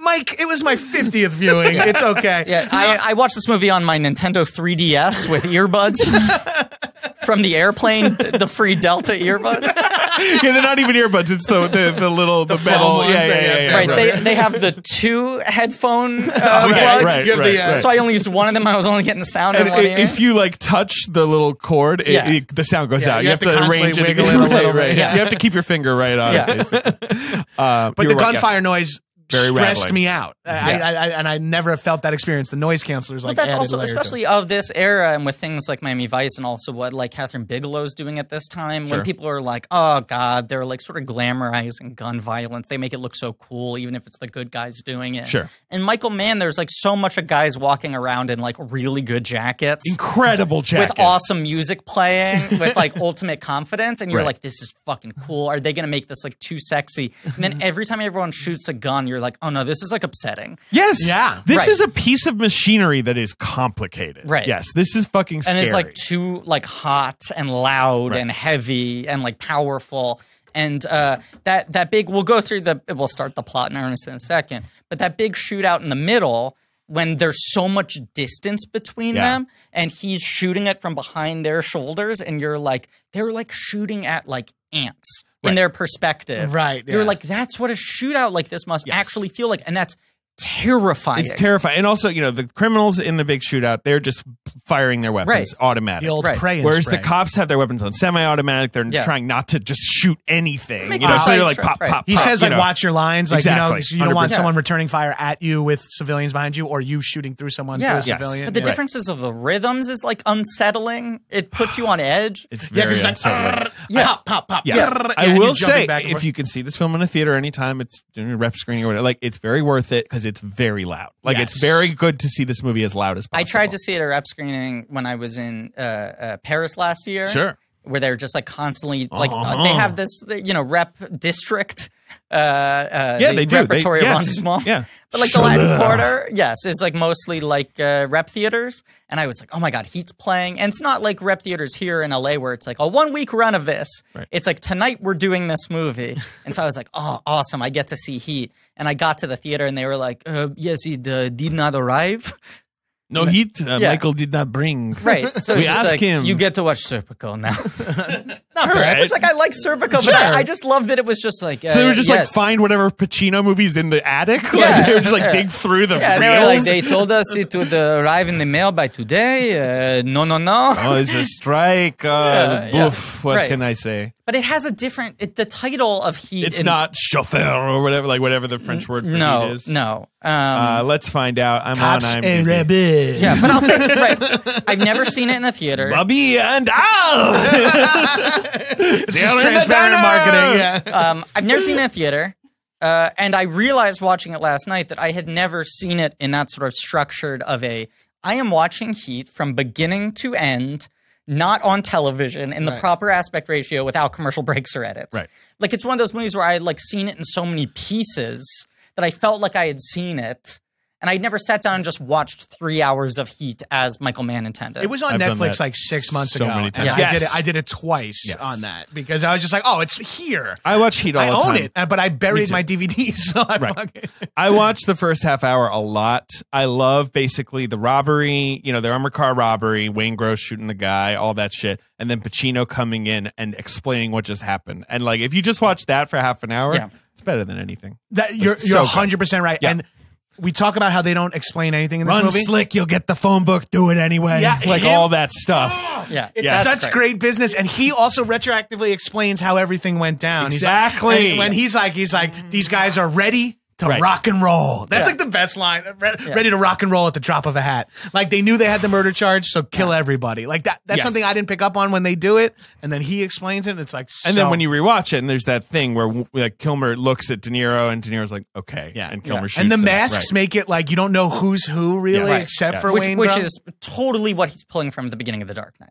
No, absolutely. It's got that exact same energy. The bank looks like the bank from The Dark Knight. Right. Like, I don't know. It can't be the. He cast Fichtner, which he acknowledges is like his hat tip. He's always said like he was like, if I was going to. I mean, Fichtner's playing the same character. He's like the mobster white collar guy. We've litigated this on the podcast before, but it is disappointing that like it felt like what Nolan was setting up with the Dark Knight trilogy is. Each movie, I'm going to mash up Batman with a different film. Right. Like the first one is like him doing his weird like Lawrence of Arabia, like David Lean 100%. kind of movie. Yes. And the second one is him doing his Michael Mann Heat film. And then the third one is The Dark Knight 2. Yeah. The third one, he was like, the third one is like The Negotiator. The League of Shadows came back, I guess. Right. It's the movie where they shut Manhattan down with Sam Jackson and there's like a terrorist. Yeah, that's The Negotiator. Yeah. Oh, yeah. I wonder what. Well, that could be I'm getting that confused. movies. No, Negotiator's the one with Kevin Spacey. Yes. Not Die Hard with a Vengeance? Not Die Hard with a Vengeance. It's the one where they... It'll come to me. There are a lot of Sam Jackson movies with similar plot lines. Yes. But this one's like, there's like a terrorist and they're like not sure. Is this The Siege? The Siege. That's Denzel. Yes. The Siege is his mashup for the Is it third Annette one. Bening in The Siege? Annette Bening. That's like her exactly. one big action movie. She wears a hijab. Weird movie. Yeah. Yeah, that movie's like a little like problematic. And isn't like Bruce Willis in it for like 2 scenes? Is he? I think he is. I think he's like one of the generals that kind of like he gets like a But I think it's like a Steven Seagal executive decision. No, he is in it, of course. Right. Yeah. Yeah, he was on the poster. Right. But like small. Yes. That's a weird movie. That's a pre 9/11 Manhattan terrorism movie that like now you got watch everything it, you're wrong. like, oh right, this is bizarre. Right. Right. Anyway, Pacino. All right, so they rob they get the bearer bonds. They do all their shit. Yeah. Pacino comes in, and he is. We see like little tastes of like De Niro casually stealing an ambulance, Val Kilmer buying something weird, and they never like explain it. And you just see all these people in different places. You see. Wayne Gross getting in with the car with Sizemore, Sizemore's like, stop talking, please. Like, not interested in a conversation. Yeah. About to rob armored car. And here's a massive thing that Nolan pulls. These movies being about confidence in every sense of the word, that it's like, these are people who know what they're doing and don't need to show off. Right. And Pacino's line where he's like, pop the guy because they could. You know? Right. Whatever the lines where he's explaining why they shot the dude. And he's like, they knew it didn't matter at that point. What's their MO? They're the best. It's like, that's such a great... Yes, the MO is that they're good, right? Once it escalated to murder one beef, they didn't hesitate. Right. What difference does it make? Drop of a hat, these guys will rock and roll.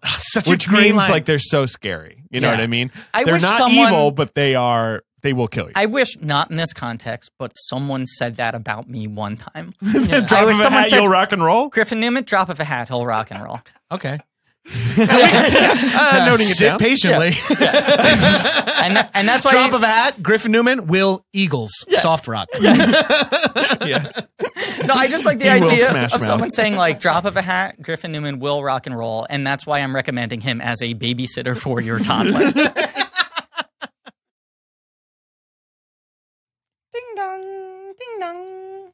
Yep. David, can you get the door, Yep. please? Here we go. Creek. Hello, everybody. Okay. Such an honor to be here. Hello to you. Academy Award nominee John Travolta. That's right. 2-time Academy Award nominee. Two-time Academy Award. And just honestly, what an honor to be nominated. Did you get an Emmy for O.J. Simpson? I believe I was nominated. Just nominated there? It's an honor. It's an honor to be nominated. It's an honor to, of course, get to present at the Academy Awards.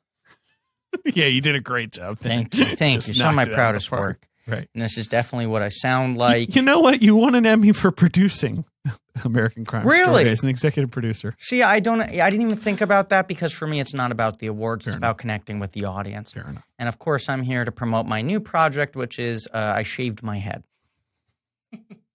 That's Everyone knows true. It's been getting a lot of news attention. I shaved my head. I believe you credited this decision to Pitbull. I did. And the thing I just want to state very, very clearly is that it was a choice. Right. Because some people are going like, oh, John Travolta has been bald for years and years and years and wearing an increasingly unbelievable series of toupees. Not the case. I just felt like getting a very dramatic haircut. Oh, okay. Sure. Okay. Right. You just wanted a new look.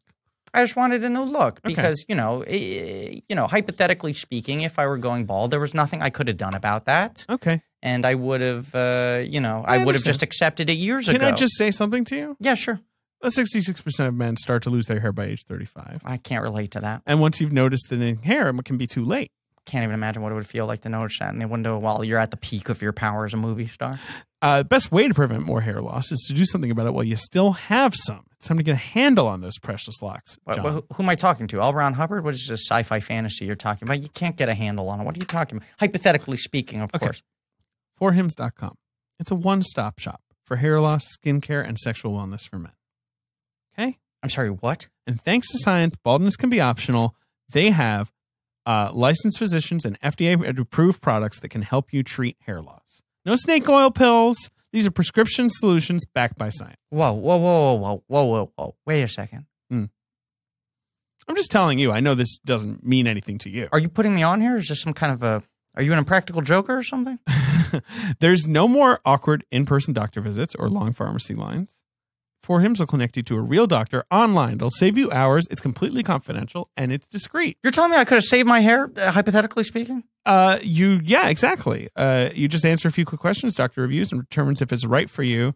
And they can prescribe you medication to treat hair loss, and it's shipped directly to your door. Then why did I shave my goddamn head, hypothetically speaking? Pitbull, I believe, is the answer to that question. Anyway.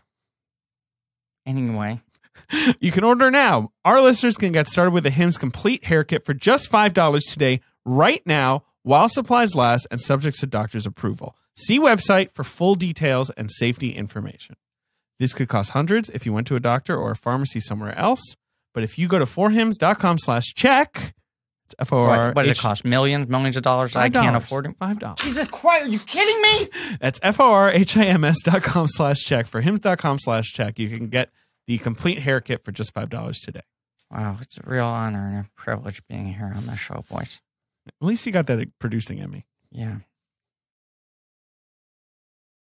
So they're going to kill Waingro. Yeah. They don't like that. They smash his head against the diner. Sizemore looks at someone. Where Sizemore looked at me like that in a diner, I would leave the diner. Yeah. And the city, probably. Right? Sizemore moving from the bench to the counter is enough for me to shit a brick. Yeah, like, exactly. When he's like, just cut this. He's a fucking, he's like a throwback Hollywood actor in that he's 6'4" to 6'9", right. 200 to 400 pounds. Right. Yes. But manages to be like a hot leading man. Exactly. Somehow. During the surveillance scene, they're like, which one is Sizemore? And the guy says, the wide one. And that is very accurate. But what's also weird is that, like, Michael Mann is, like, responsible for, like, kind of pushing Danny Trejo's career along, discovering Farina as, like, an ex-cop. Like, these guys who came from real, like, criminal or, like, law enforcement backgrounds and making them to actors or giving them big speaking roles. And you're like, so what? I mean, Sizemore must be one of these guys who they, like, got as, like, for a technical He was robbing the consultant. set. And they were like, okay, you could join and you're us. like, this guy comes from an acting background? Yeah, it's like Trejo is a criminal turned actor, and Sizemore's an actor turned criminal. 1,000%. Right, but you're like, Sizemore, they must have, like, got out of, like, Scared Straight, right? And they were like, this guy popped on camera, and they were like, no, he went to, like,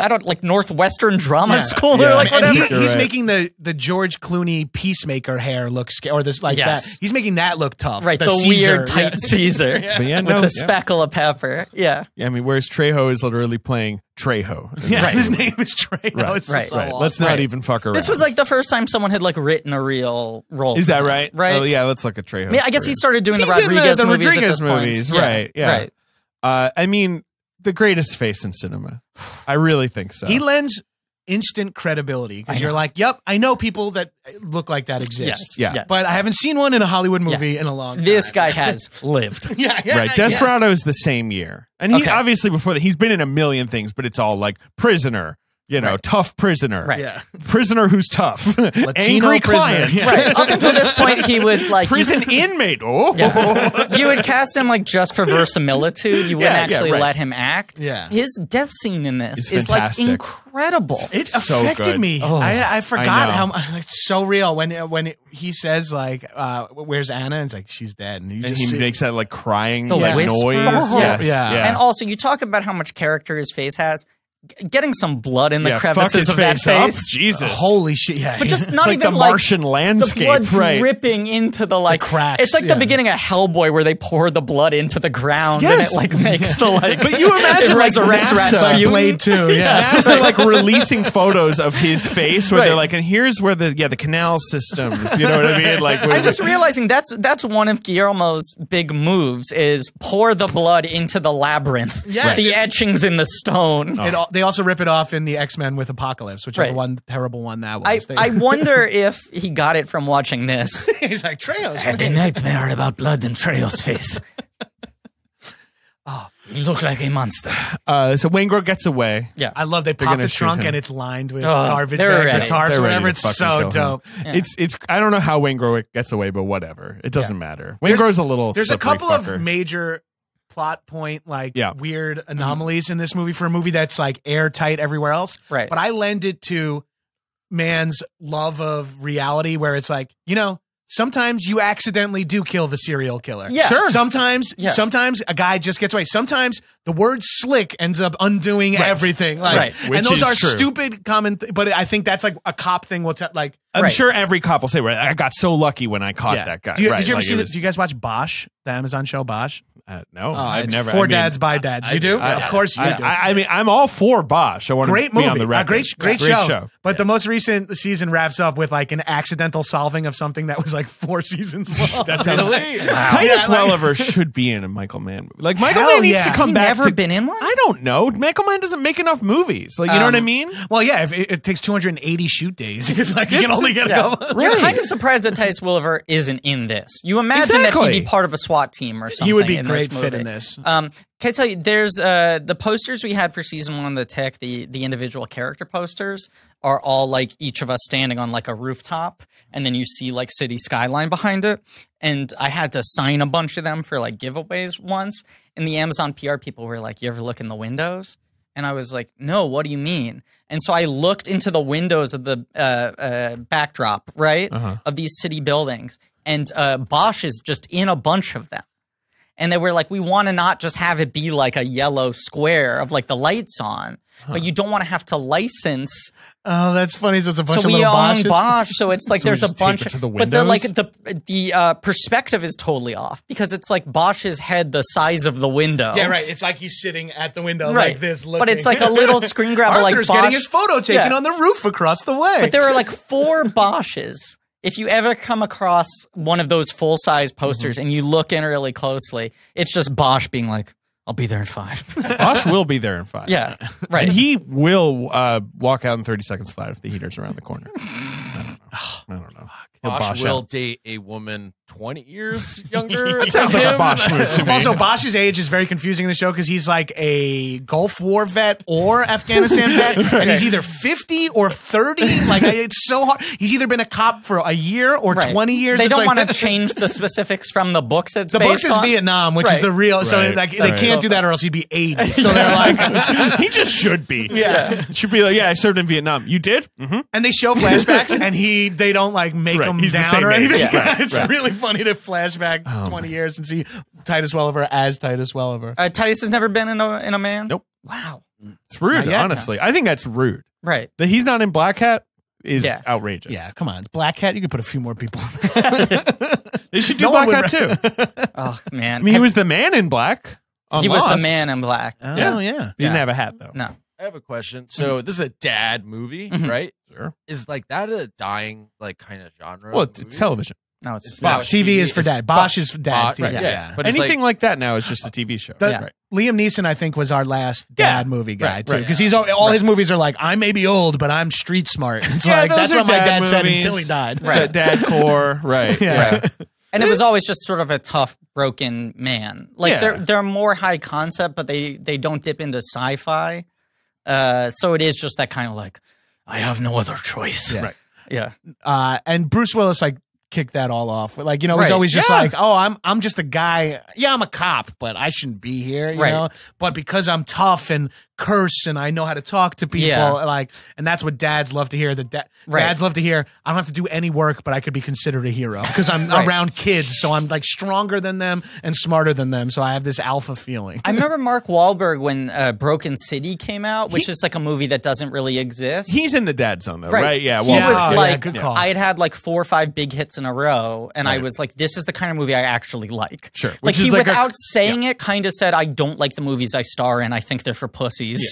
I like a movie about a tough man in a tough city. Could you imagine Wahlberg and like the Wahlberg brothers hanging out watching Transformers? Right, together? exactly. Right, yeah. What do you think Starscream's up to, Donnie? Yeah. Who's with Wiki? Yeah. You're right. Yeah, because the Broken City I've never seen, but it's trying to be like a Pakula movie. Right? It's like a city corruption. Right, but he's like, yeah, you know, my dad doesn't really like the movies I'm in. Yeah, right. I made this one for him, even though he's dead now. Yeah. All right, I gotta pee. You guys keep talking. Costner too. He's in Costner's a great but dad Costner's movie now guy. gone like back to TV again, sort of. I just watched The Highwayman on Netflix, which is him and Harrelson, and full that's of bullets, boy. but that's peak dad. Their dads in that movie too, hardcore, older men. Like, they don't know about wiretaps. What Triple Frontier? David loves Triple Frontier. Yeah, I mean, all this stuff. Netflix is the only Literally, place. it's about Ben Affleck's fatherhood getting in the way of them being badasses. That's David's read on it too. Yeah, it's really funny. I love Triple Frontier. I still haven't watched it. Yeah, JC Shandor can shoot the shit out of landscape shots. Like, it's beautiful, and then it's a movie with guns, but also cool wide shots. He feels like a guy who would have had a very different career 20 years ago if the movies he wanted to make were still getting made. Right. He would make these awesome cowboy movies with like giant, beautiful fucking landscape shots and shit like that. Right. What else has he done besides All Is Lost and Triple Frontier? He did Most Violent Year. Oh, yeah. I love that movie too. And Margin Call. Oh, I've never seen that. Margin Call is good. Margin Call is one of those movies. One, right? It's the economy collapsing. Oh, okay. That's probably why I skip anything where it's like, it's based on real bullshit. I put it off forever and then finally watched the screener and I was like, this thing fucking slaps. Oh, that's awesome. Yeah. See, I'm thinking about Dunkirk, right? As like a more recent dad movie. Yeah. But I think what's so unique about Man is that it's just this unique intelligence to this kind of filmmaking that you don't have anymore. It's care. It's taken over now by the twisted Zack Snyder boys. Right. Like, you know, everything's got to be edgelord stuff.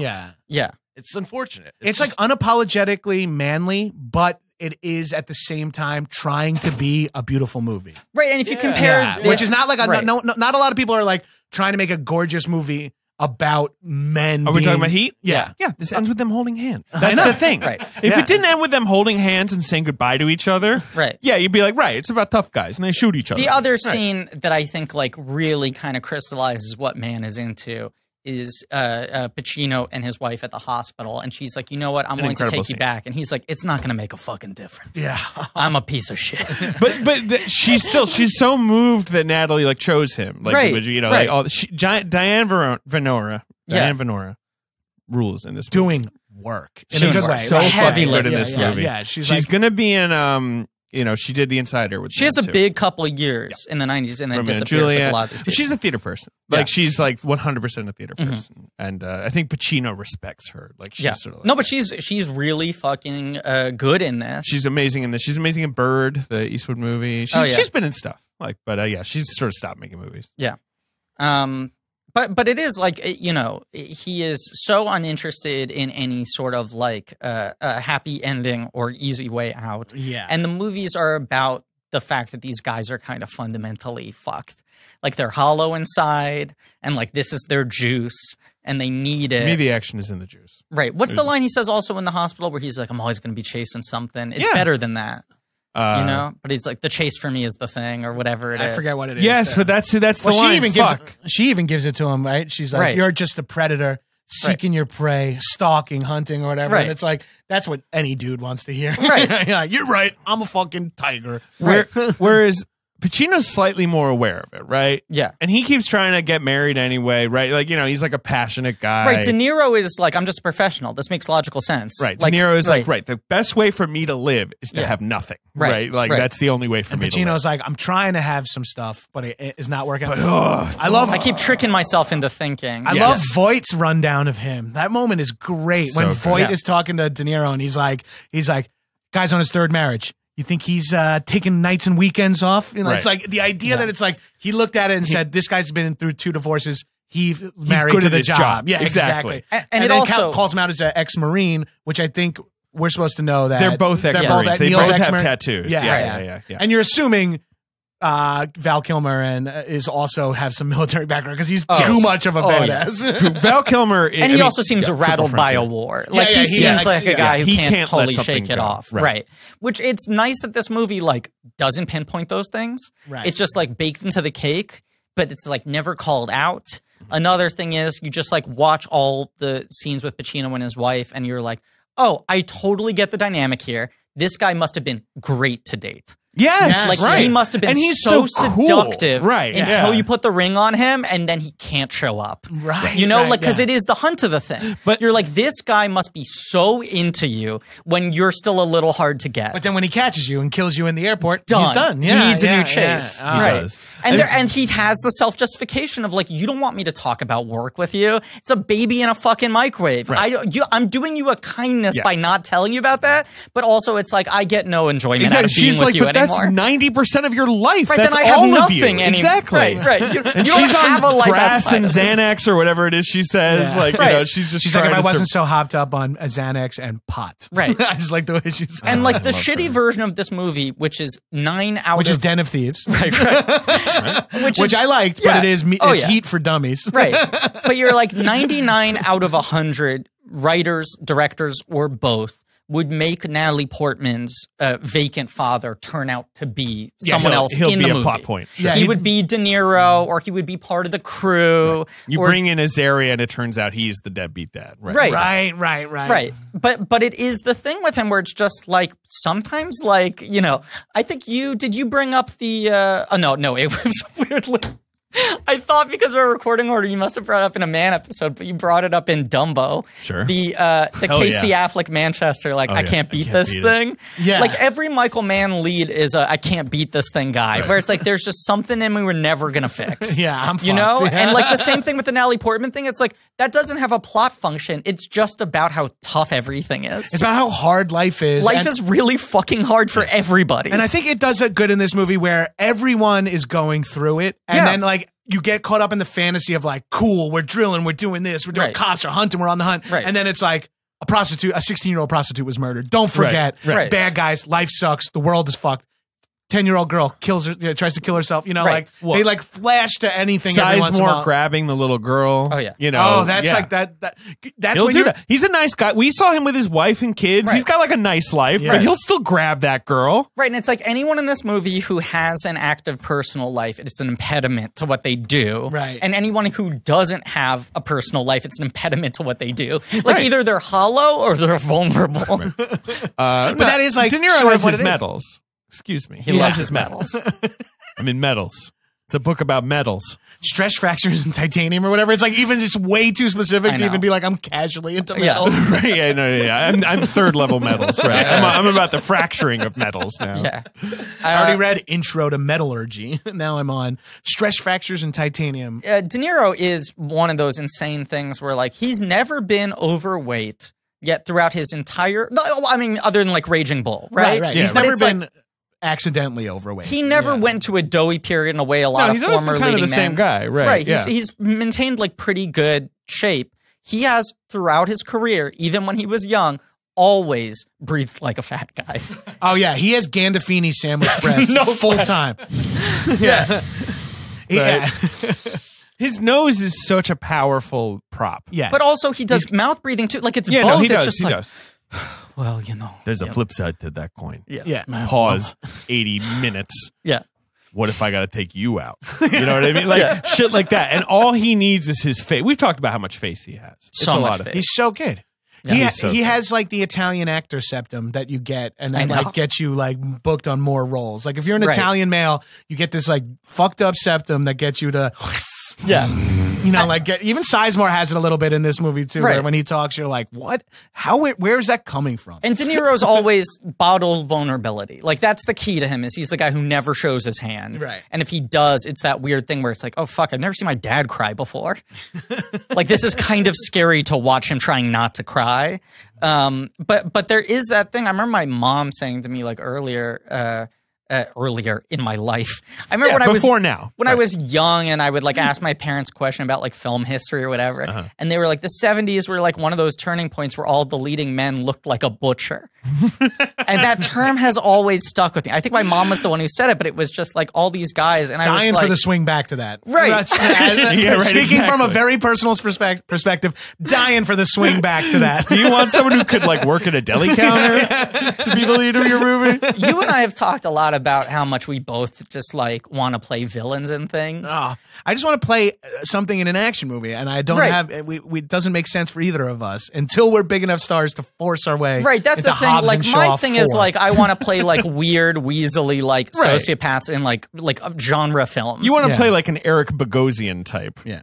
Right, and I feel like you want to play like The Fence in like a movie like this. So bad. And you could like kill that dialogue so hard. I think my dream action movie role would be you're the secret agent, you get sent down to Havana, and there's a guy who you're supposed to meet down there, and he's been living there for 40 and I'm he's like at the tiki bar, I and got he's like like, an open here's how it Hawaiian goes. shirt with like rum, Right. and I'm like, hey, sweetheart, I'm grabbing the waitress's ass. He And stayed I'm supposed here to be a like little too CIA, long. but Right. I'm like into You're deep. CIA, like gone to sea. Right. Yeah, Exactly. totally. That's my dream role. CIA. The bodega guy and You Were Never Really Here. Have you seen that movie? Yes, yeah. That feels like something you could have knocked out of the park. hell, that would be like, awesome. Like just this kind of really like dialogue dense. Like just here's a little flavor. I want the pre-lap. I want to be the bodega guy who's on a phone call. Right. I get to do like improvised pre-lap. Here's a sloppy expert. This guy used to be Sloppy expert. all about finesse and like the details. Oh, I fucking love that. And then he discovered shorts. And gyros. I'm trying to think if there's a guy like that in this. I guess there isn't. I guess everyone in this is. I mean, like Tone Loc, like and Ricky or Albert, Ricky Harris, right? Yeah. But not really. Yeah. Oh God, the Piven. Piven, Dr. The way he talks to I don't Tone give a Loc fuck who and gave you your Harris shirt. is like insane. The way That scene is crazy. Those- that so that's scene the thing, is, right. I would argue that's the one scene where he tips the scales a little too much. Wrong. yeah.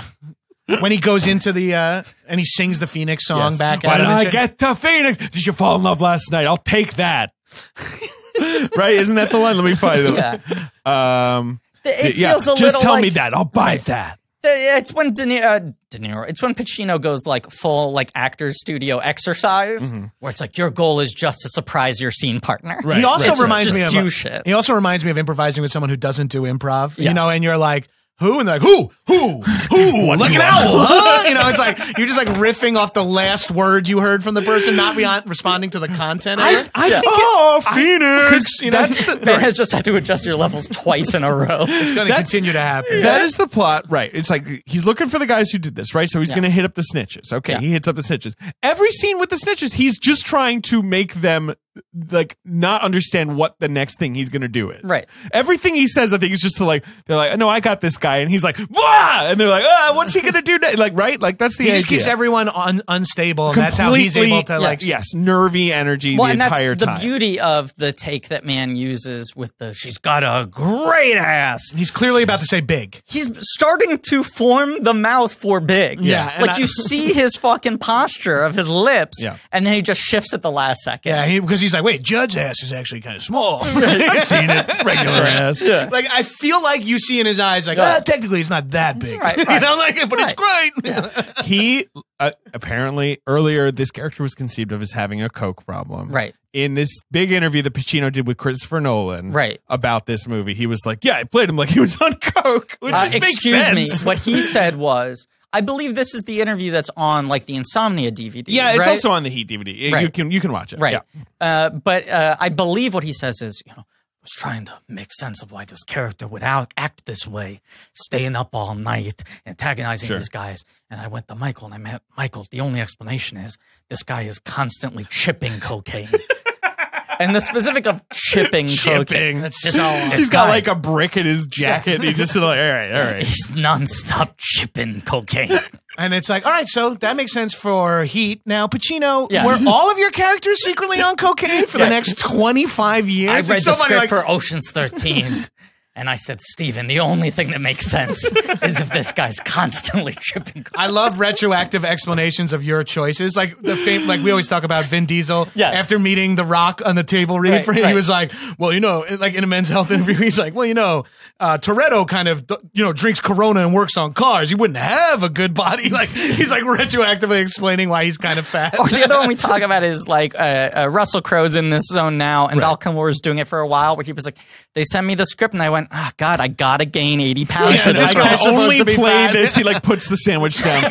Yeah, I can only play this fat. Yeah, okay, I'm gonna have to gain 100. And thankfully, it was easy for me because I had just come off of another role that forced me to gain 80 pounds. My 7th in a row. I went from Boy Erased, where I had gained 80 pounds, to Roger Ailes, so 40 pounds on top of that. I didn't know if I wanted to do pill weight or food weight.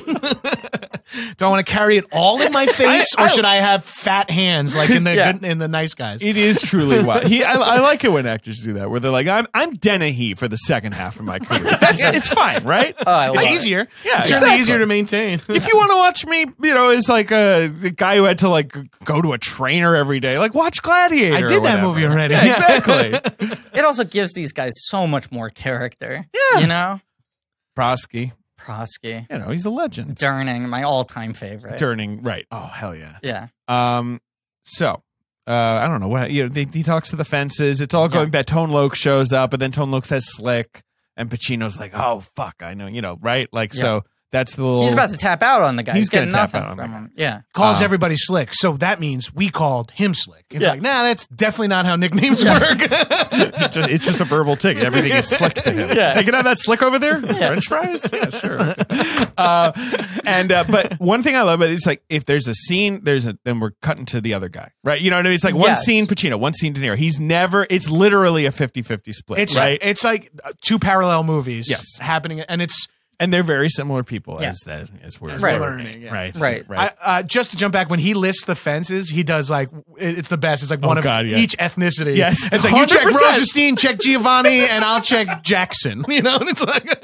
there's a Latino fence, 100%. And it's such a fucking... Hershowitz, I'll take Mendez. Yeah, exactly. And so, they rob the bearer bonds, the fence. Jon Voight is like, let's just sell it back to the mob. Jon Voight, just like incredible to be like, because he worked so sporadically over the course of the 80s. In the 60s and 70s, he was like a heartthrob. He was like a boyish looking, cutie pie, right? That's the whole point of him in Midnight Cowboy, face. right? Yes. And then apparently he was at the gym and his face touched Trejo's face. At one point. Exactly.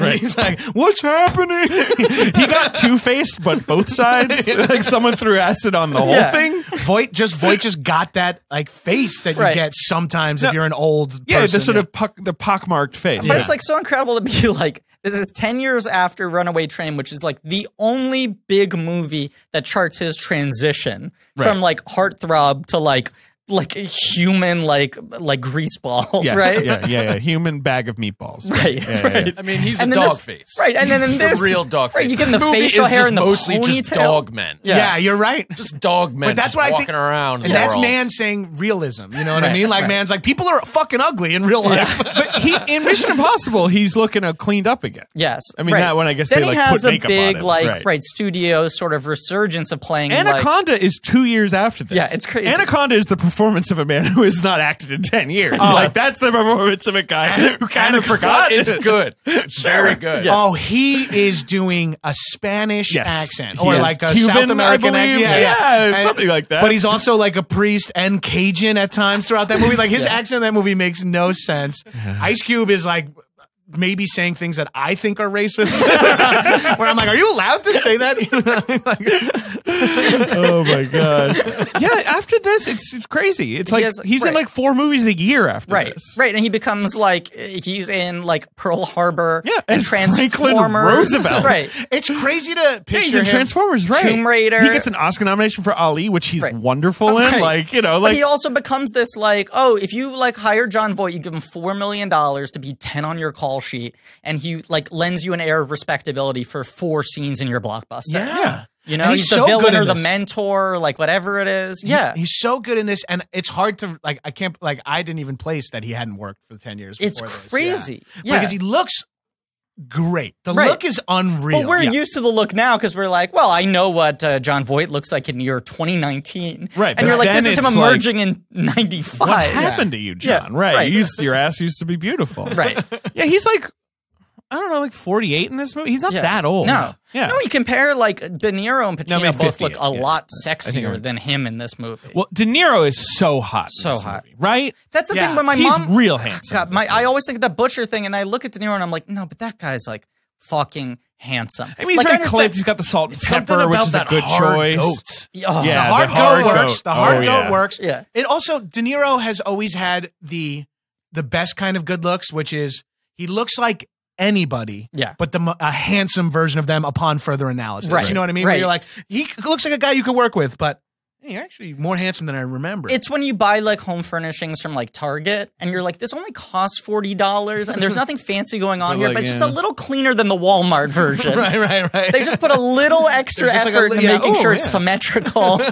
Everyone in this movie is either that, super hot, or Voight. Right. Where you're like, holy shit, what? Like Ted Levine with like, where man was like, go in a room and don't like cut your mustache Well, for the a month. Pacino facelift thing makes sense because he's got that weird thing where like his cheekbones are really sharp but also saggy. Yes. Like he's got sort of eye bags underneath his cheekbones. Yeah, he's got like a Boston Terrier's face. He at this does. point. Yeah. I love that because, Pacino. Those big sad dog He has eyes. like the 3 current murder cases he's working in his face. Whereas De Niro is a guy who's like, I have no worldly possessions. And that's why I'm like angles. Yeah. Like, Right. Like his apartment just makes me laugh so much. And De Niro's if like, you pause it, it's like, oh yeah, he has 4 plates, I think. Right. Like Yeah. they probably came with the place. yeah. De Niro's like super boxy, like Italian suit suits, jacket. yeah. That was another thing I was reading on the Miami Vice Wikipedia is just like how many things Michael Mann is credited for popularizing in fashion. Right. Single-handedly, it was like, yeah, American men didn't wear Italian clothes.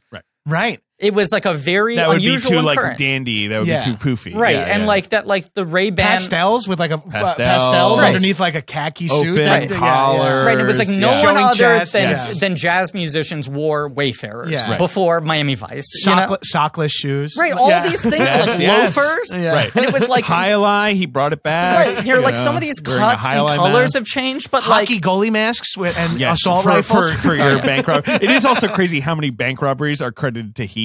I know. Where like the cops were like, the bank robbers specifically watched Heat and then decided to copy it. Yeah.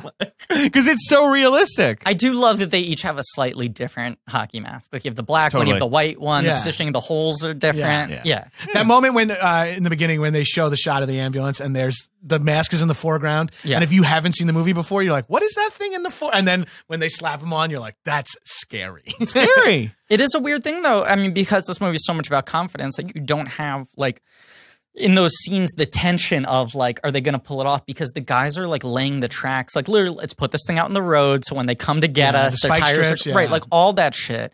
And my favorite thing in the entire movie is when they just abandon the heist. Right. When like Kilmer's getting Yes. in and he's like, we're out of here. Yeah, he hears like one noise. Right. There's that shot of his That's like the- ghostly That's face. the best thing in the movie. That's When- so the cool. coolest. It goes that's to, like- Pacino and De Niro meeting face to face. Yes. Right, but Yes. it goes to the like the Silence of the Lamb, like they're staring straight Right. down the barrel, like Yeah. first person shot, Yes. and you're seeing like like that shot sequencing Yeah. gives me like chills, where it's like De Niro's face reacting to the sound, Yeah. Then Pacino's face, just you seeing that he knows, De Niro knows. Then back to De Niro, then back to Pacino, then the ghostly visage. Yeah, you see, because they tease it in like the rights until they take it full frame.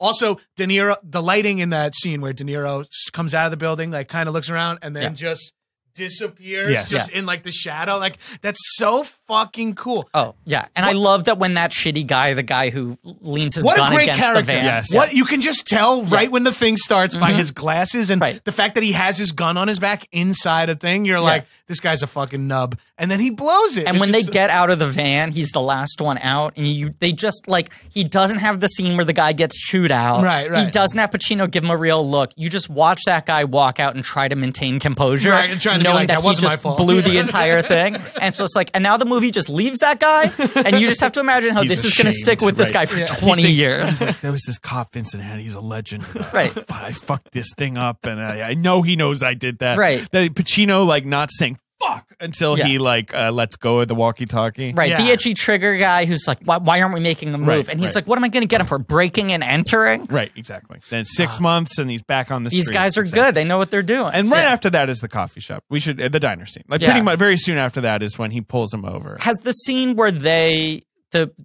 psych out where they make them show up so that they can get recon on the cops? Yes, that's right. That's after. Right. Yeah, because now De Niro knows something's up. Yeah. They do the thing where they kind of lead them to this industrial They confuse zone. the audience, which I think is the best. So They're like, good. we've got the freeway over here. We got the freeway over here. Yeah. And De Niro's face when he can see that Pacino realized what's happening. Right. De Niro has that like telephoto lens, and he just smirks a little bit. One of the only few. He barely smiles in this movie. I didn't recognize that until I was reading the IMDb trivia. Sure, it's like he smiles 5 times or whatever in the movie, and I'm like, that's why that look when he's so subtly smiling, like, you motherfucker. It's that he smiles like Amy Brenneman once. He smiles when John Voight is like, this guy says you're good. And he's like, Well, and the beauty is it's in response to Pacino looking around. Yes. And like these two guys are so professional that they both respect that they're fighting against someone who recognizes all the work they're doing. Yeah, right. Like they're both like,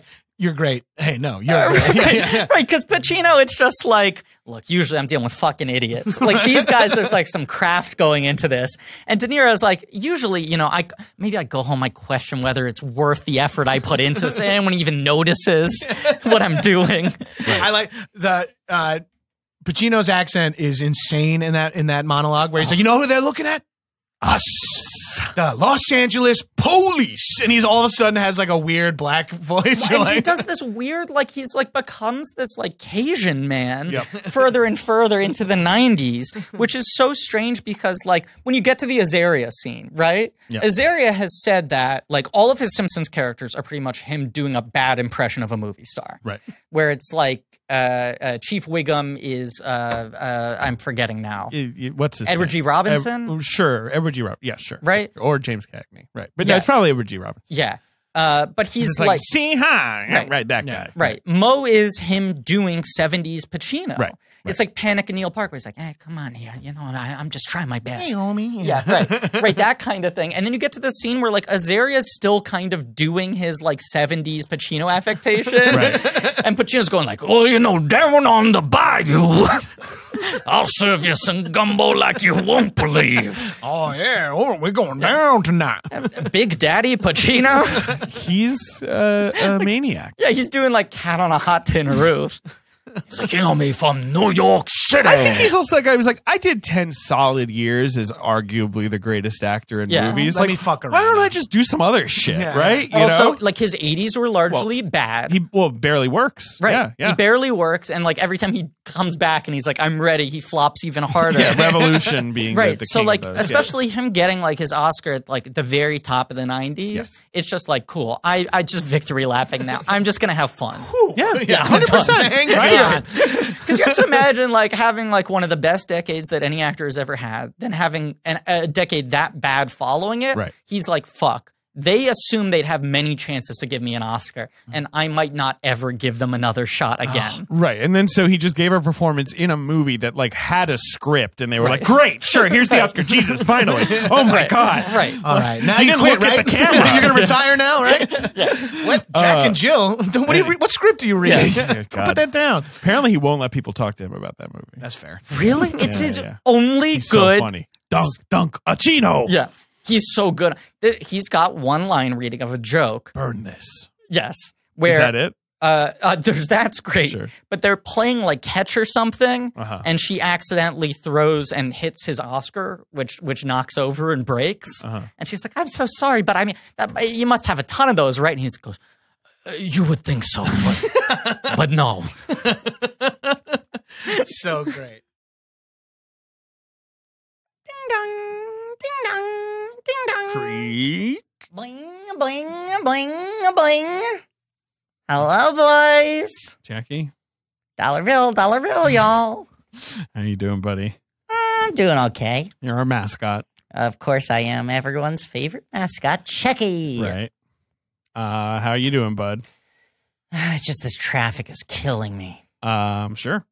Traffic's tough. Traffic's tough. Traffic And jams. traffic jams. Too much time in the car. Traffic jellies. I'm just kidding. Hey. MTA, I mean, I don't want to get on, Cuomo's case again, but it's just, I've always been a public transit guy, obviously, but it's just so tough getting around the subway and buses these days. Why? Where are you trying to get to? Well, just my daily appointments. What do you mean? Okay, fine. I was just wondering if you had any time to get to the post office because you're busy and you don't really have time for all that traffic parking and lugging all of your mail and packages because it's a real hassle. Now you pointed out I don't have time to get to the post office. That's why you need Stamps.com, which is one of the most popular time-saving tools for small businesses. It eliminates trips to the post office and saves you money with discounts you can't even get at the post office.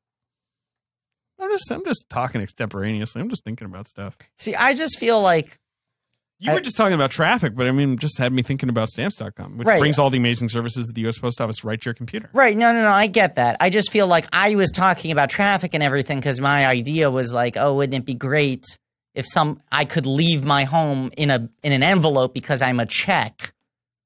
Someone could pick me up at my home and then take me to the place I'm trying to get to. So you're saying you want to use the U.S. Post system as a form of transit? I thought that was a short walk. Here's my question to that. Sure. When you're sealed in an envelope, right, and you're mailed somewhere, Of course. what if, like, you don't get open for a few days? You know, you sit on a desk or in a mailroom or something. Kind of slows things down. I just feel like you're killing my whole take on this thing. I'm just wondering. I feel like I came in, I was setting something up, and then you just barreled ahead into an ad read that was about, oh, it takes too long to get to the post. That doesn't feel very specific to me being a check. I thought you were just. Do you know what I'm saying? I'm the size of a thing that I'm meant to be put in an envelope. I was just wanted to hang out. You just want to hang out? Yeah, talk well, you about never call me. Stamps.com. Sure, I do. No, you don't. You call me when you go like, hey, would you mind coming in for an ad read? Are you available on Tuesday? Then you don't reimburse me for transit, which is why I'm considering putting myself in a goddamn envelope thanks to Stamps.com. You can simply use your computer to print It's official all U.S. business postage with him. 24/7 for any letter, any package, any class of mail, anywhere you want to send it. Once your mail's ready, you just hand it to your mail carrier or drop it in a mailbox. It's that simple. And you get 5 cents off every first-class stamp and up to 40% off on priority mail. See, I feel like I go on Instagram and I see that like, oh, like you and Ben and Griffin and Ange, like you all hang out together outside of this. Like you go to movies or get drinks or whatever. I mean, have you ever thought about the official mascot of the show? Has it ever come up? No. Brutal. No. We never mentioned it. Because you asked me to come in and do an ad read. Then you you're the barreled mascot. over what my take was on the ad. Right now, our listeners Lie get to a my face. Say special you're my offer friend. that includes a 4-week trial plus free postage and a digital scale without any long-term I don't even have any merch. Like, that's crazy, actually, when you think about it. Well, we can talk about that that. the movies got a shirt before I'm a mascot. I'm means to an end to sell merchandise. You're on the back of the shirt or whatever. No, that's the regular check. Okay, sorry. Yeah. That is so racist of you to say that. You think all checks look the same? Okay, now we're going in this direction. This is getting touchy. Yeah. All right. Well, certainly. I mean, I don't have any control of what I guess direction there we're just has to going be in. one hostile ad read an episode now. Yeah. Okay. Just go to stamps.com, click on the microphone at the top of the homepage, and type in check. Oh, that's rich. Stamps.com, enter check. Oh, so now you want people to talk about checks, huh? It's a 4-week trial plus free postage and a digital scale. No long-term commitment. Stamps.com. Good to see you, Checky. Thanks. Great seeing you, bud. All right. Bye. Boing, boing, Wow, that's the angriest boinging I've ever seen. boing. Dollar bill, y'all.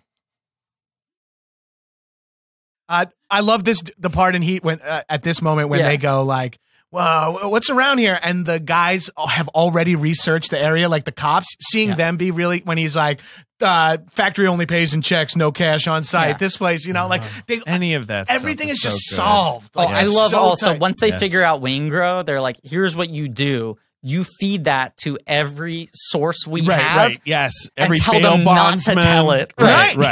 Yeah. Yes. Like they just know it will circulate Get back that around on the to- street. Yeah, right, yeah. Right, but act like they shouldn't be hearing this. Right. But yeah, so there's that incredible thing. We should also say just the line where De Niro says, "I'm talking to a dead man," to Fichtner on the phone. Yeah. It's fucking That's pornographic. it. He goes, forget about the money. Yeah. Yeah. And it's like And Fichtner's like, what? It What are you rattles talking him about? Yeah, instantly. Right. He goes, "You know who this is."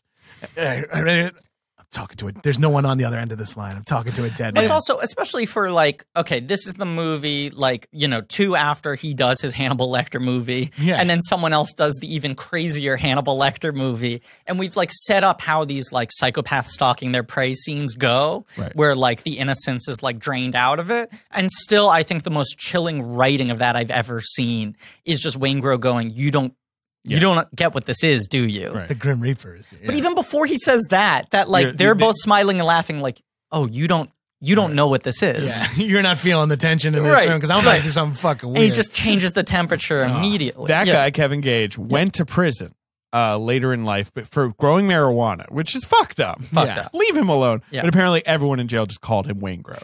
Which makes so much sense. Do you think he was This is probably untouchable criminals' in prison? favorite movie, right? Yeah. Like people who are like, I am a criminal. Yeah. Not people who broke the law, like people who are like, my job is criminal. Yeah. Right. And my favorite movie is Heat. Yeah. And you are Waingro. I think also Heat's huge in prison because it's like it's movie night. It's like pick the longest movie. Right, yeah. We don't want to go back to the cell. A 3-hour movie. Can we watch Heat twice? It is insane. This movie's 3 hours long. I Yep. think we said this already on another episode, but when they were like selling the TV rights and they were like, Yeah, we've said this, but it's amazing. $254. Yeah. Michael, we're gonna have to like cut it down like 40 minutes to Yes. have it fit into any traditional TV slot, right? Even if we take a 3-hour block, you're gonna have to cut at least 40 minutes out of this thing. And he was like, "What if I gave you another 40?" Right. What if we beef it up to like 320 so it can be a 4-hour? That was his pitch. He was like, "I could get it if we're Hey, at read like." the room, man. He's like, "I could get to Yeah, you want a 4-hour Okay, block?" I got you. You need 40 more minutes? No. Slow down. He's got, like, he's got- canisters. yeah, exactly. Reels drop in This front. fine. This Pacino just yells into a pillow for 8 minutes. I got Natalie Portman buying razors. What do you need? Wes Studi just cleans a gun. Do you need that? John Voight makes eggs and peppers. Hands in B-roll. That was good. Yeah, John Voight just chopping eggs and peppers. This is one of those ones where, like, every time it's re-released, he changes it a little bit, but it's so Barely. minor. It's that, like he inserts one shot or removes or one he's like, piece I of changed dialogue. the timing of this. I Yeah. picked an alternate take. Like, he never restructures it the way he does with his other movies. No, because honestly, the idea that it's a perfectly structured movie is kind of hilarious because it does feel like a TV pilot. Right. It has stuff like the Dennis Haysbert character where Yeah. you're like, you don't need this. No, Like, absolutely You know what not. I mean? Like, Yeah. or the Natalie Portman stuff, like plots that feel a little superfluous. Well, when or they whatever. first showed Dennis Haysbert, before when he's just like a guy on parole Right. getting a chef Yeah. job, you're like, and that what doesn't the fuck and that is doesn't this come back for 90 a minutes. chef job from Bud Court. Yes, Oh, from yes, Bud Court. the kid from Harold and Maude. Harold from Harold Oh himself. yeah, he looks like a. Oh, and jumping back to I'm talking to a dead man on the other line of this Right. phone. Hangs up, and he's at fucking like that's like double duty. He's making that call from outside Ashley Judd's apartment, Yeah. watching. Right. Yeah. Like that's such great filmmaking where he's like, this is a major plot point. Hang up. De Niro's good at Another hanging major. up a Yeah. phone. Oh hell yeah. That's such a beautiful thing, too, when he goes to Ashley Judd and is like, if you just hold out for like 6 months, or 6 weeks, Yes. I will finance you leaving him.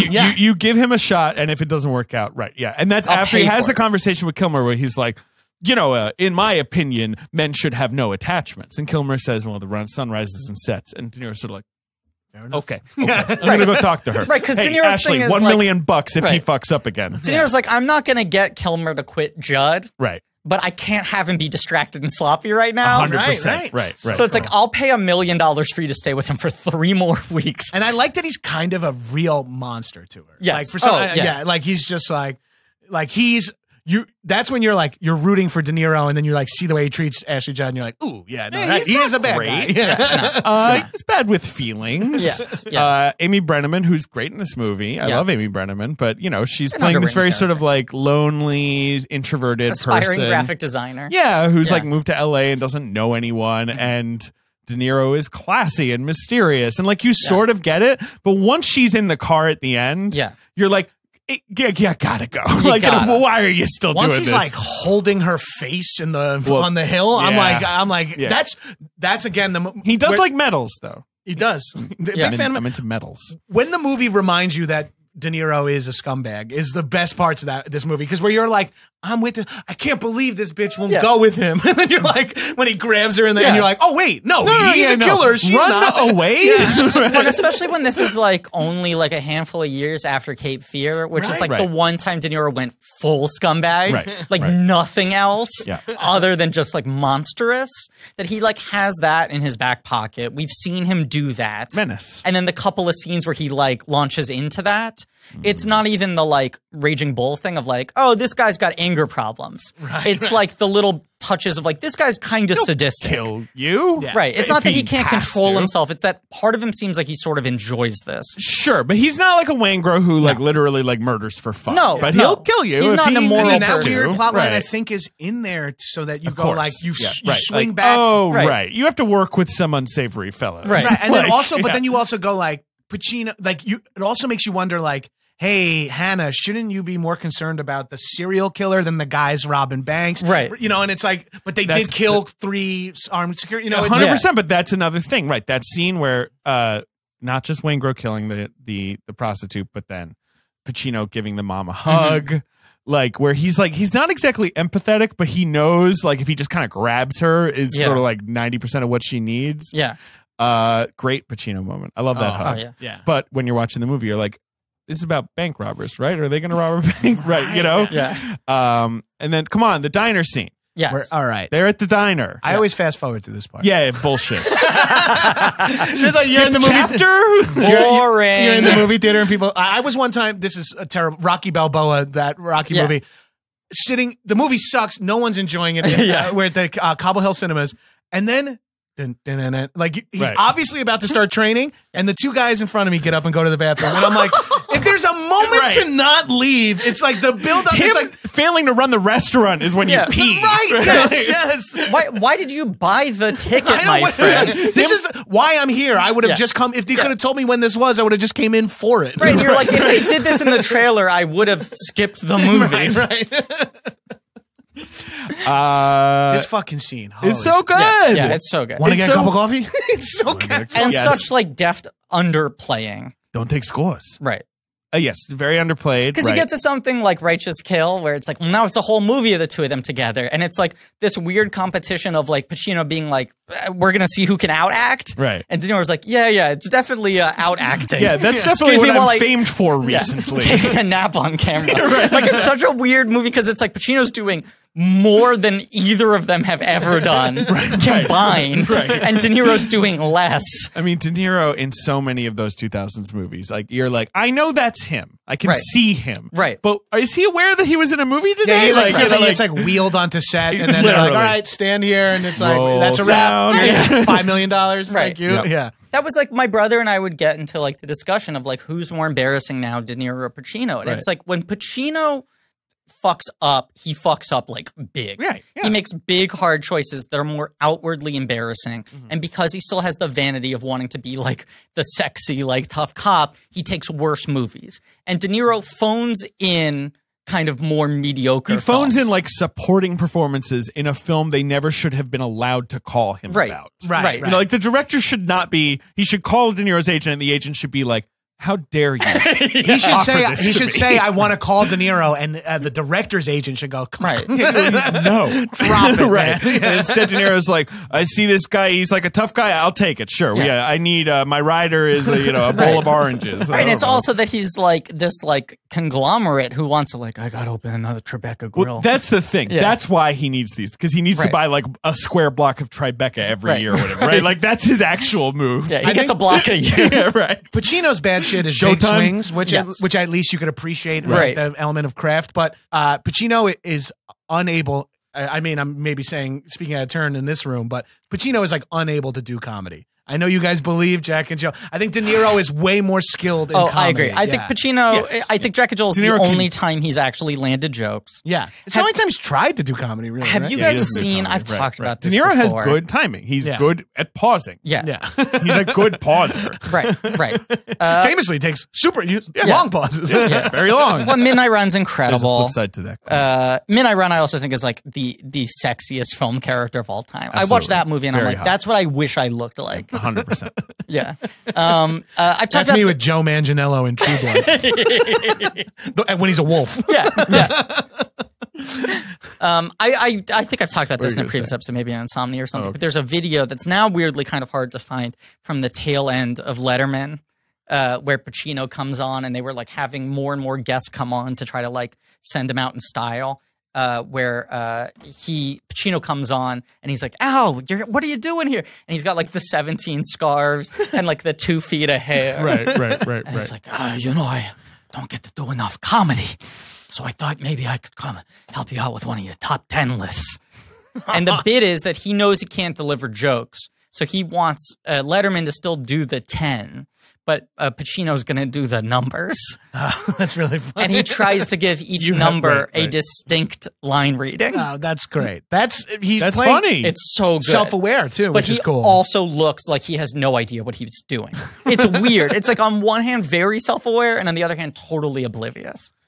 Do we like the diner scene? I mean, what is there? It's take 11. Yeah. He set up 3 cameras. Yeah. So like they just ran the whole thing. Yeah, they don't like do sides. Yeah. Even though people would freak out and be like, they're not in the same frame together, but that's intentional. Yeah. Yeah. I don't know. There is wide shots. There's a couple. Yeah. But that's not what it's about. Right. Yeah. Right. But I think that's also keeping with we're watching 2 movies. Yes. So when we're showing Vincent, that's the cop movie. Right. We're showing, when we're showing Neil, that's the robber movie. Right. It's just so that you wouldn't see them together because they're not in the same movie yet. Yeah, 100%. Their movies are still running parallel. Right. The tracks are getting closer and closer. They're not ready to shake hands yet. Yeah, exactly. They're not ready to. Dylan, you son of a bitch.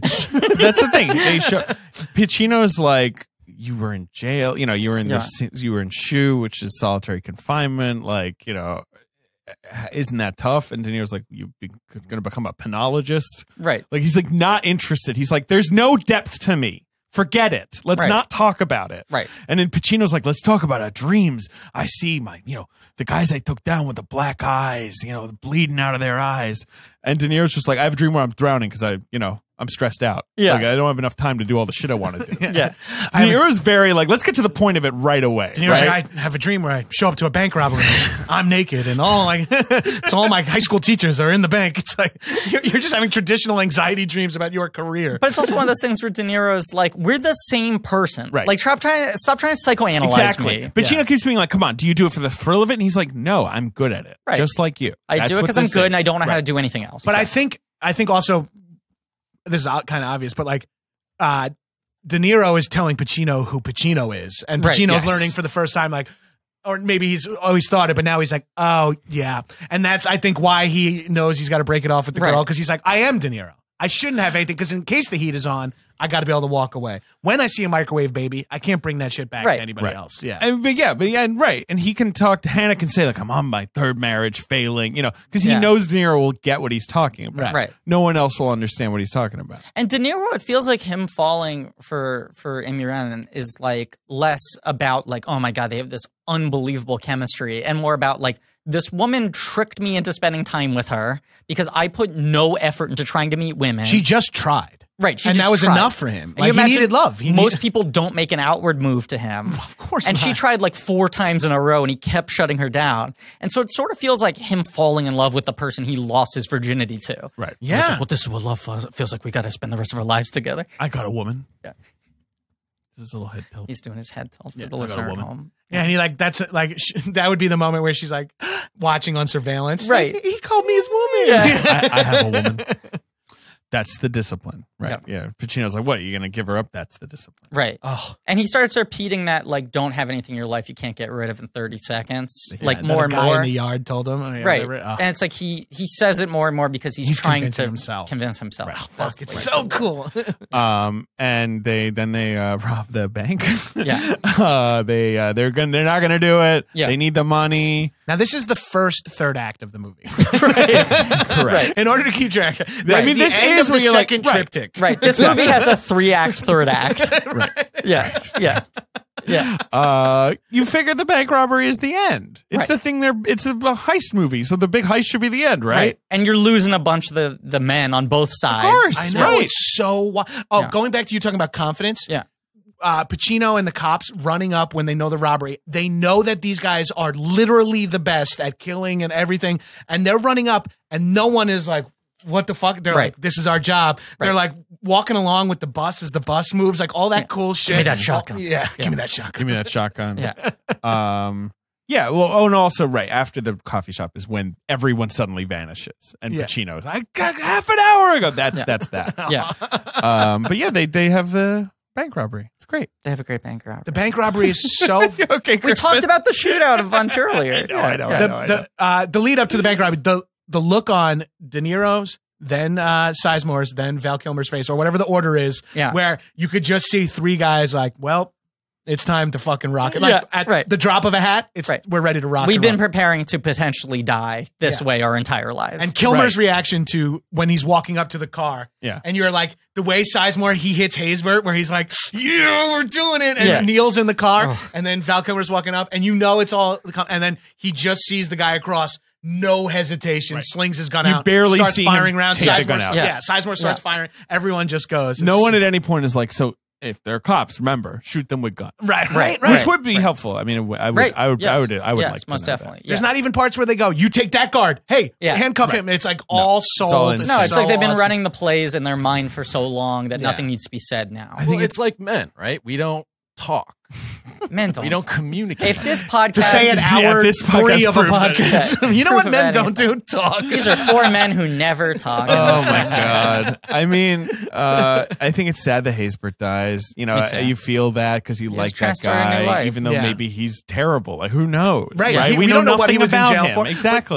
But again, that's just what I love about the movie, where it's Yeah. like, don't forget, this is sad for this woman. You Right. know what I Yes, mean? Like 100%. other people are affected. Like, and Pacino even says, like, well, when you come around the corner and you just made a woman a widow, you know, Yeah. like, Yeah, you're that's like, why I'm remember, gonna have to take you're- you down. Every Right. time you kill those 3 armed security guards were dads, you know? Like, you got fucking money, but you killed dads. And Yeah. especially during this shootout, they cut to random people on the streets so much. Yeah. You're like more than like Marvel movies do, which are ostensibly about saving civilians. Right. This movie keeps reminding you, like, there are people who are just watching this happen. When they get to the grocery store and Hannah's just shoving people from standing to the ground, that's like so dark and fucked And it's up like, and real. this person has PTSD, this person has PTSD. Yeah. Every person I that touch is poor fucked for girl life. Sizemore picks up. Right.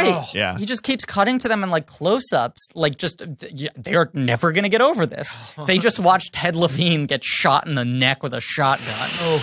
Poor Teddy. Yeah. Yeah. And Sizemore bites it, obviously. Kilmer gets shot. Yeah. Yeah. Everyone's basically, except for De Niro, is out of commission. I mean, Kilmer survives the movie, which Gets a is haircut. wild. Yeah. He gets Yeah. a haircut. That's the He crazy. gets the Saint haircut. Right. Yeah, right. he's He's become gonna go Simon make the Templar. Saint. Right. Yeah, that would yeah. be great if when they went into the car, sir, let me see your ID, and he's got like the fake teeth from he's like, oh, excuse me. And he's like doing one of his goofy Saint characters. He's That like, would be so good. all right, well, okay. Every movie should have to do that, where it's like at the end of the movie, you have to set up the actor's next role in Right. whatever it's going to be. I don't care if it makes no sense. Like a post-credit sequence where you see everyone setting up for their next movie, like Right. transitioning. Yeah, it's actually Neil McCauley will become Gaylord Fokker's father-in-law. Right. I guess Pacino's next movie is City Hall, which is very similar to this movie. Oh, yeah. Vibe-wise. What's De Niro's movie after this? Right. Let's find out. It's a fun game, right? Like literally the immediate follow-up. Is Sleepers. It's not that exciting. Sleepers in Marvin's Room. A weird 96 for him. Yeah. Because like his next this movie is Ronin. Right. You know, Ronin, which is 99 or 98. Right. Yeah. You know, that's like that, which I love that movie. Which is also like it's so good. He's playing Neil McCauley. Yeah, he's playing a very similar character. You got to be ready to do blank. Except like it's like if Neil McCauley's put in a crew where he doesn't know anyone, and he's kind of like, you guys seem fucked up. I don't like it. Right? Like, why don't you all be robots like me? Right.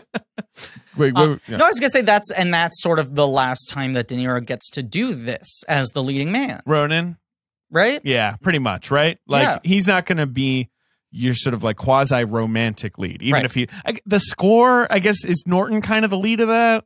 It's about a score. Don't take scores, as Pacino says to him. It's because like Pacino keeps trying to like make these movies. Yeah, 100%. For far too long. For the money? Right. Like that's this end, right? Like, I mean, if you look at the Pacino filmography. Right. Oh, The Recruit. At least in The Recruit, I guess he's, you've got Farrell to sort of like do the action. Right. Well, that's the way that these guys should survive in these movies. Right. It's like, I'm now the guy who, like Michael Keaton in American Assassin. Yes. Everyone could be playing that role. Right. But then he's still doing like 88 Minutes, Righteous Kill. Yes, all that shit. Right.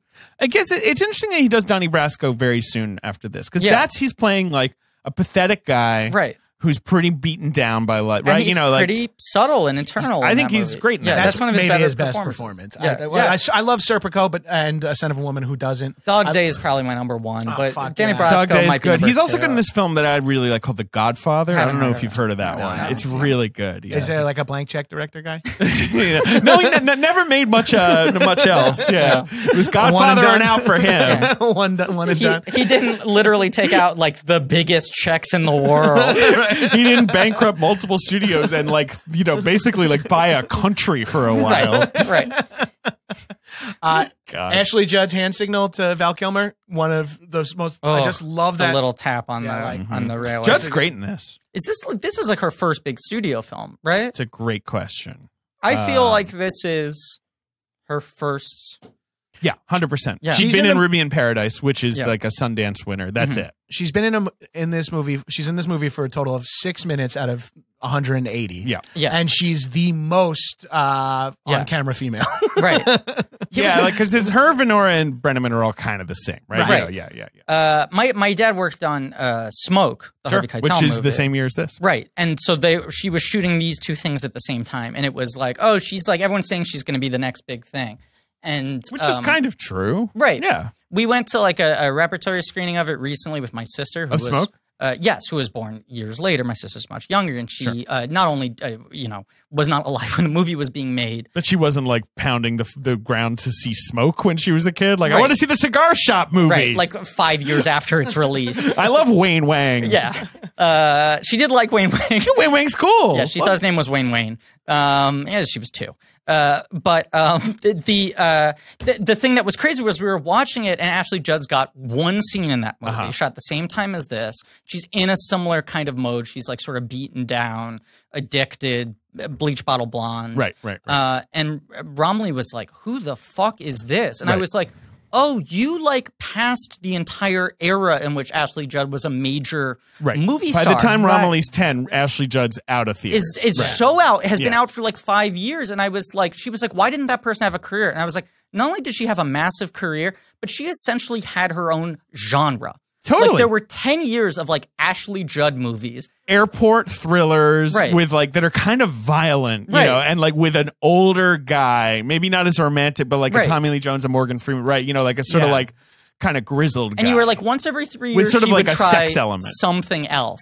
Right. But it was like she was kind of like Liam Neeson, where it was just like, here's her zone. That's what she does. It's Kiss the Girls, Double Jeopardy, Eye of the Beholder, High Crimes, Twisted, like all that shit. Then she does Bug, and studios are like, we're never calling you again. Right. It was like great, done. But she's amazing in Bug. Oh, yeah. But even at that point, it's like High Crimes was the last of the Ashley Judd thrillers.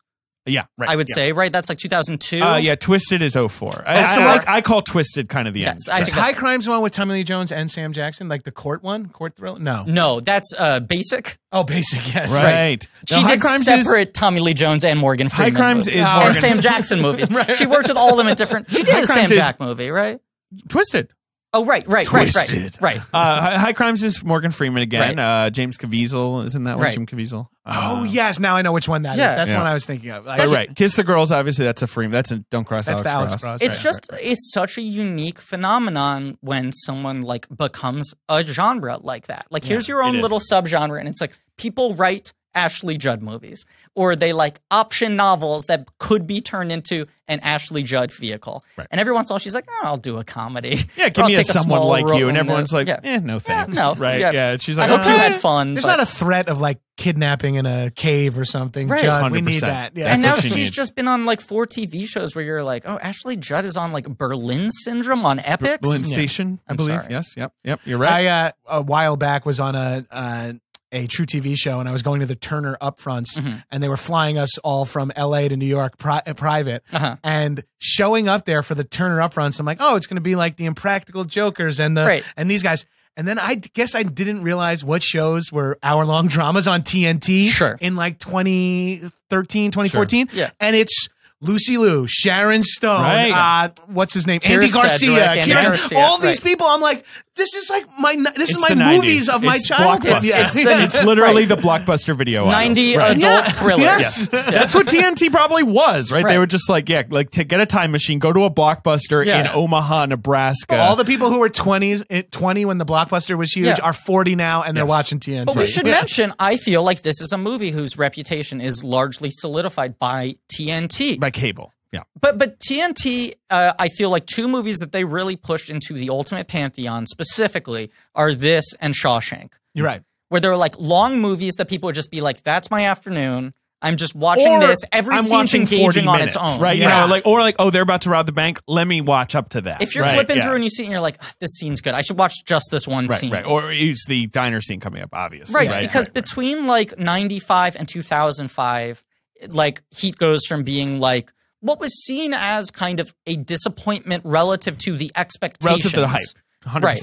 That people liked, but then it was like, well, it kind of didn't live up to the kind potential. of bloated, like Kilmer's all really wrong long, for it. Like that was its rep in the 90s. Right. Like, I mean, obviously, quickly there were people who were like, that thing's a masterpiece, or like, that thing is like the most elevated crime movie, or whatever they wanted to say about it. But it had like no awards traction whatsoever. It was released for awards traction, but got none, obviously. It like barely made back its budget domestically and did well enough worldwide that it sort of was like net neutral. Right. You know? Yeah. I don't think anyone was furious about how Heat did, but no. But then I feel like by like 10 years later, it was like long tail. Right, he kind of fucks, and by the time you get to like 2015, it's like we all agree Heat is one of the American masterpieces. Of course. Yeah, I think like in the Nolan shit helps too. Right, and like all of a sudden, a lot of people who grew up Yeah. watching Michael Mann and I think John Carpenter kind of benefited from this too. Yes, like a lot of people who grew up watching that sort of stylized worlds are now doing that. And then all of a sudden everyone's like, oh, if you like this, you're going to love this. I feel like there's such a big Carpenter revival happening right now, and I feel like a lot of it is Jordan Peele. Like, he's not the only one. Sure. Right. But I think when people go like, oh, it's cool, it's like a horror movie, it's like about shit, it makes you think. Right.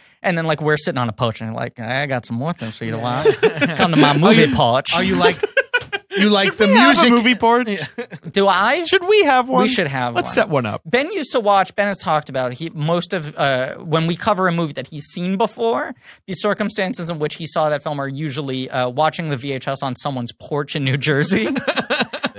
So we've talked about we Is wanted... it one person's porch or do multiple people have TVs on porches? Multiple people I grew up with in New Jersey had porch TVs. Right, like it wasn't a basement or a rumpus room. It was a porch with an extension cord running through the window. Nothing like watching a movie in broad daylight. On a cathode tube Feeling the TV. wind. Yeah. Good.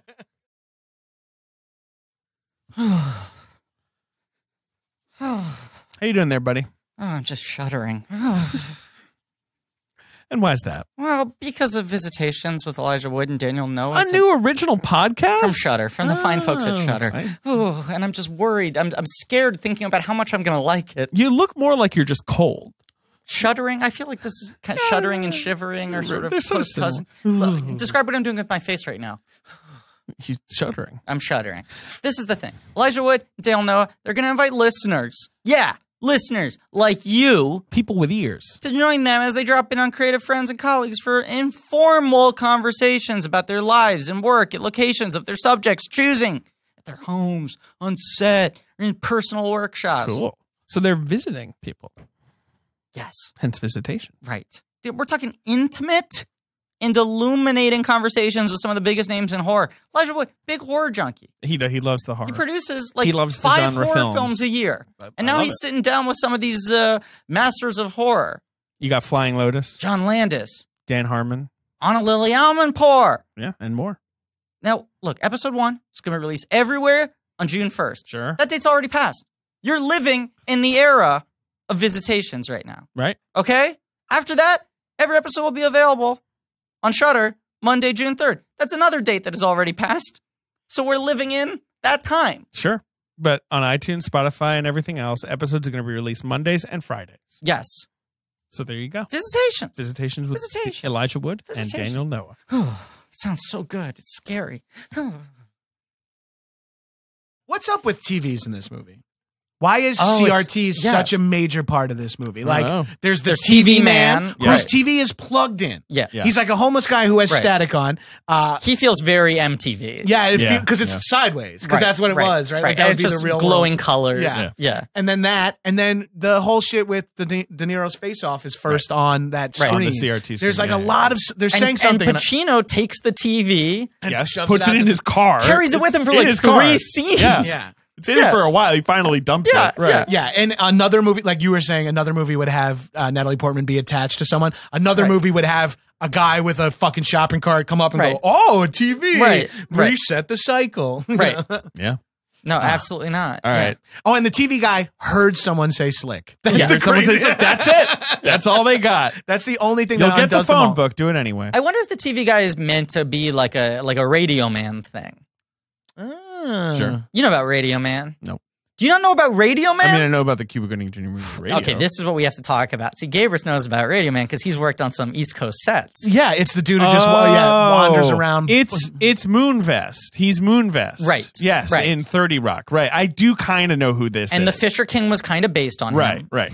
Not in script form, but the character. Robin Williams is like, I paid Radio Man because he was like my technical consultant for the movie. Right. Radio Man's a dude who loves fucking movies. He loves the magic of the movies. I have sat next to him a bunch of times at Film Forum. Really? He unprovoked goes on monologues about how Claudette Colbert was the only person who could do comedy and drama. Cool. Like I've just like he's at least got taste. Right. He has a fair number of credits. He's part of SAG. A bunch of like New York-based actors and directors like love him, will give him parts so that he can meet his dues and get his health insurance. Right. Because his job is he just knows whatever is filming in the tri-state area, and he rides a bicycle there. We shot an overnight in Long Island. For vinyl, and he biked there. Wow. I believe he lives in downtown Manhattan. Sure. He looks like Moonvest. He looks like a He's crazy a big homeless bushy man. beard. He's Right, got a right. radio and headphones on all the time. He's got a phone line. He's got like a 1-800 phone line where you can call it, and he records new outgoing voicemails that tell you what's filming that week. And he shows up on every fucking set. And it's that thing of just like, you don't feel like you've made it until you show up on a set that Radio Man has like decided is worthy of your time. Give me your fingernails. TV Man feels like a little bit of a tip of the hat, except right after this, it just becomes like, let's just hire Radio Man. Right. And Radio Man self-identifies as an actor now. Good for him. He's the best. I'm dying to get to that point. Yeah. I self-identify. I mean, he's got credits. He's got credit. He's got credits. He's got an IMDb profile. Is it listed under Radio Man? No, it's under Craig Castaldo, but he's often credited as Radio Man. Yeah. Yes. Awesome. So the last act of this movie, yes, that's right. There's another act, right? The third act of the third act. Yes, is all kinds of stuff. The Trejo scene we talked about, taking It's down. Kind of structured like a herald. I'm realizing. Taking down. So when the third beats are like, guys, edit. Killing Van Zandt. We're only getting to the second group game now. I don't understand your herald jokes. I mean, a couple people are loving this. I know. Yeah. What if else only there is was more of a crossover in the improv and podcast world. Yeah. No, never. Those guys don't talk to each other, right? No, because men hate talking. Vincent Hanna never made a mod team. Vincent Hanna never made a mod. Natalie Portman tries to kill herself. Him going to kill Waingro is like a full-on heist in and of itself. He cases the hotel, right? He sees that the clerk has a shotgun.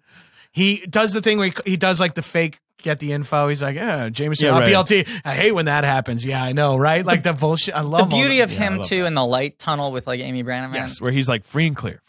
Right. They're gonna do it, and then he can't. The sudden right turn. Right. That's maybe one of the other smiles, right? Yes, but I think he smiles before he. Yeah, he smiles when he knows he's going to kill Waingro. I mean, you would kill Waingro, cool, right? But it does. I would go. And it also it doesn't Waingro's feel bad.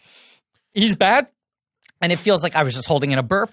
I'm holding in all of my gases today because he knows that Waingro leaked the shit to Van Zandt, right? Yeah. Right. So Waingro is the guy who really betrayed them, not Trainer. Right. Yeah. And so not only did he get Hannah on them in the first case, he then also gets him, but like Waingro has fucked it up, and then unbeknownst to Neil, Waingro's also a serial killer, so it's like, somebody kill him. Yeah, exactly. Please. He's in a fucking luxury suite right now. But the choice that De Niro makes, which is so good, is he plays it less as, you know what, I gotta get my revenge on this guy, and more as, like, I'm such a professional. It will drive me crazy for the rest of my life if I don't close this loop. It's 100% and like Voight knows telling him, because he's a singular fucking goal guy, Voight's like, because you asked me. Yeah. I gotta tell you. I was trying to hold it. Yeah. You're like, oh, that's such a... He's at this hotel, and I'm sure you don't want to do anything about that. And De Niro's like, you're right. Of course not. Right. Yeah. And then just like that quiet, and then that smirk as he goes off the road. And he says to Edie, like, wait here, 45 seconds, I'll be back. 45 seconds? It's going to take you an hour. But Are it's you played kidding me? like the moment where the dad is like,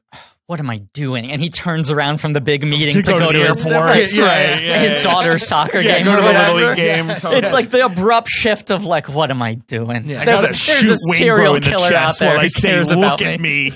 Look at me. The move also when he throws the chair through Fichtner's window is so good. So awesome. Because he like gets the balance of it just right. Oh. Yeah, he does like the pick it up like discus. Like, okay, I'm going to spin this way. He's trying to get some torque on it. Asks him for info. It's very startling. Fichtner's reaction is awesome. I don't fucking know. Yeah, well, how the fuck would I know? And he's like, great, killing you. Don't need that anything else out of you.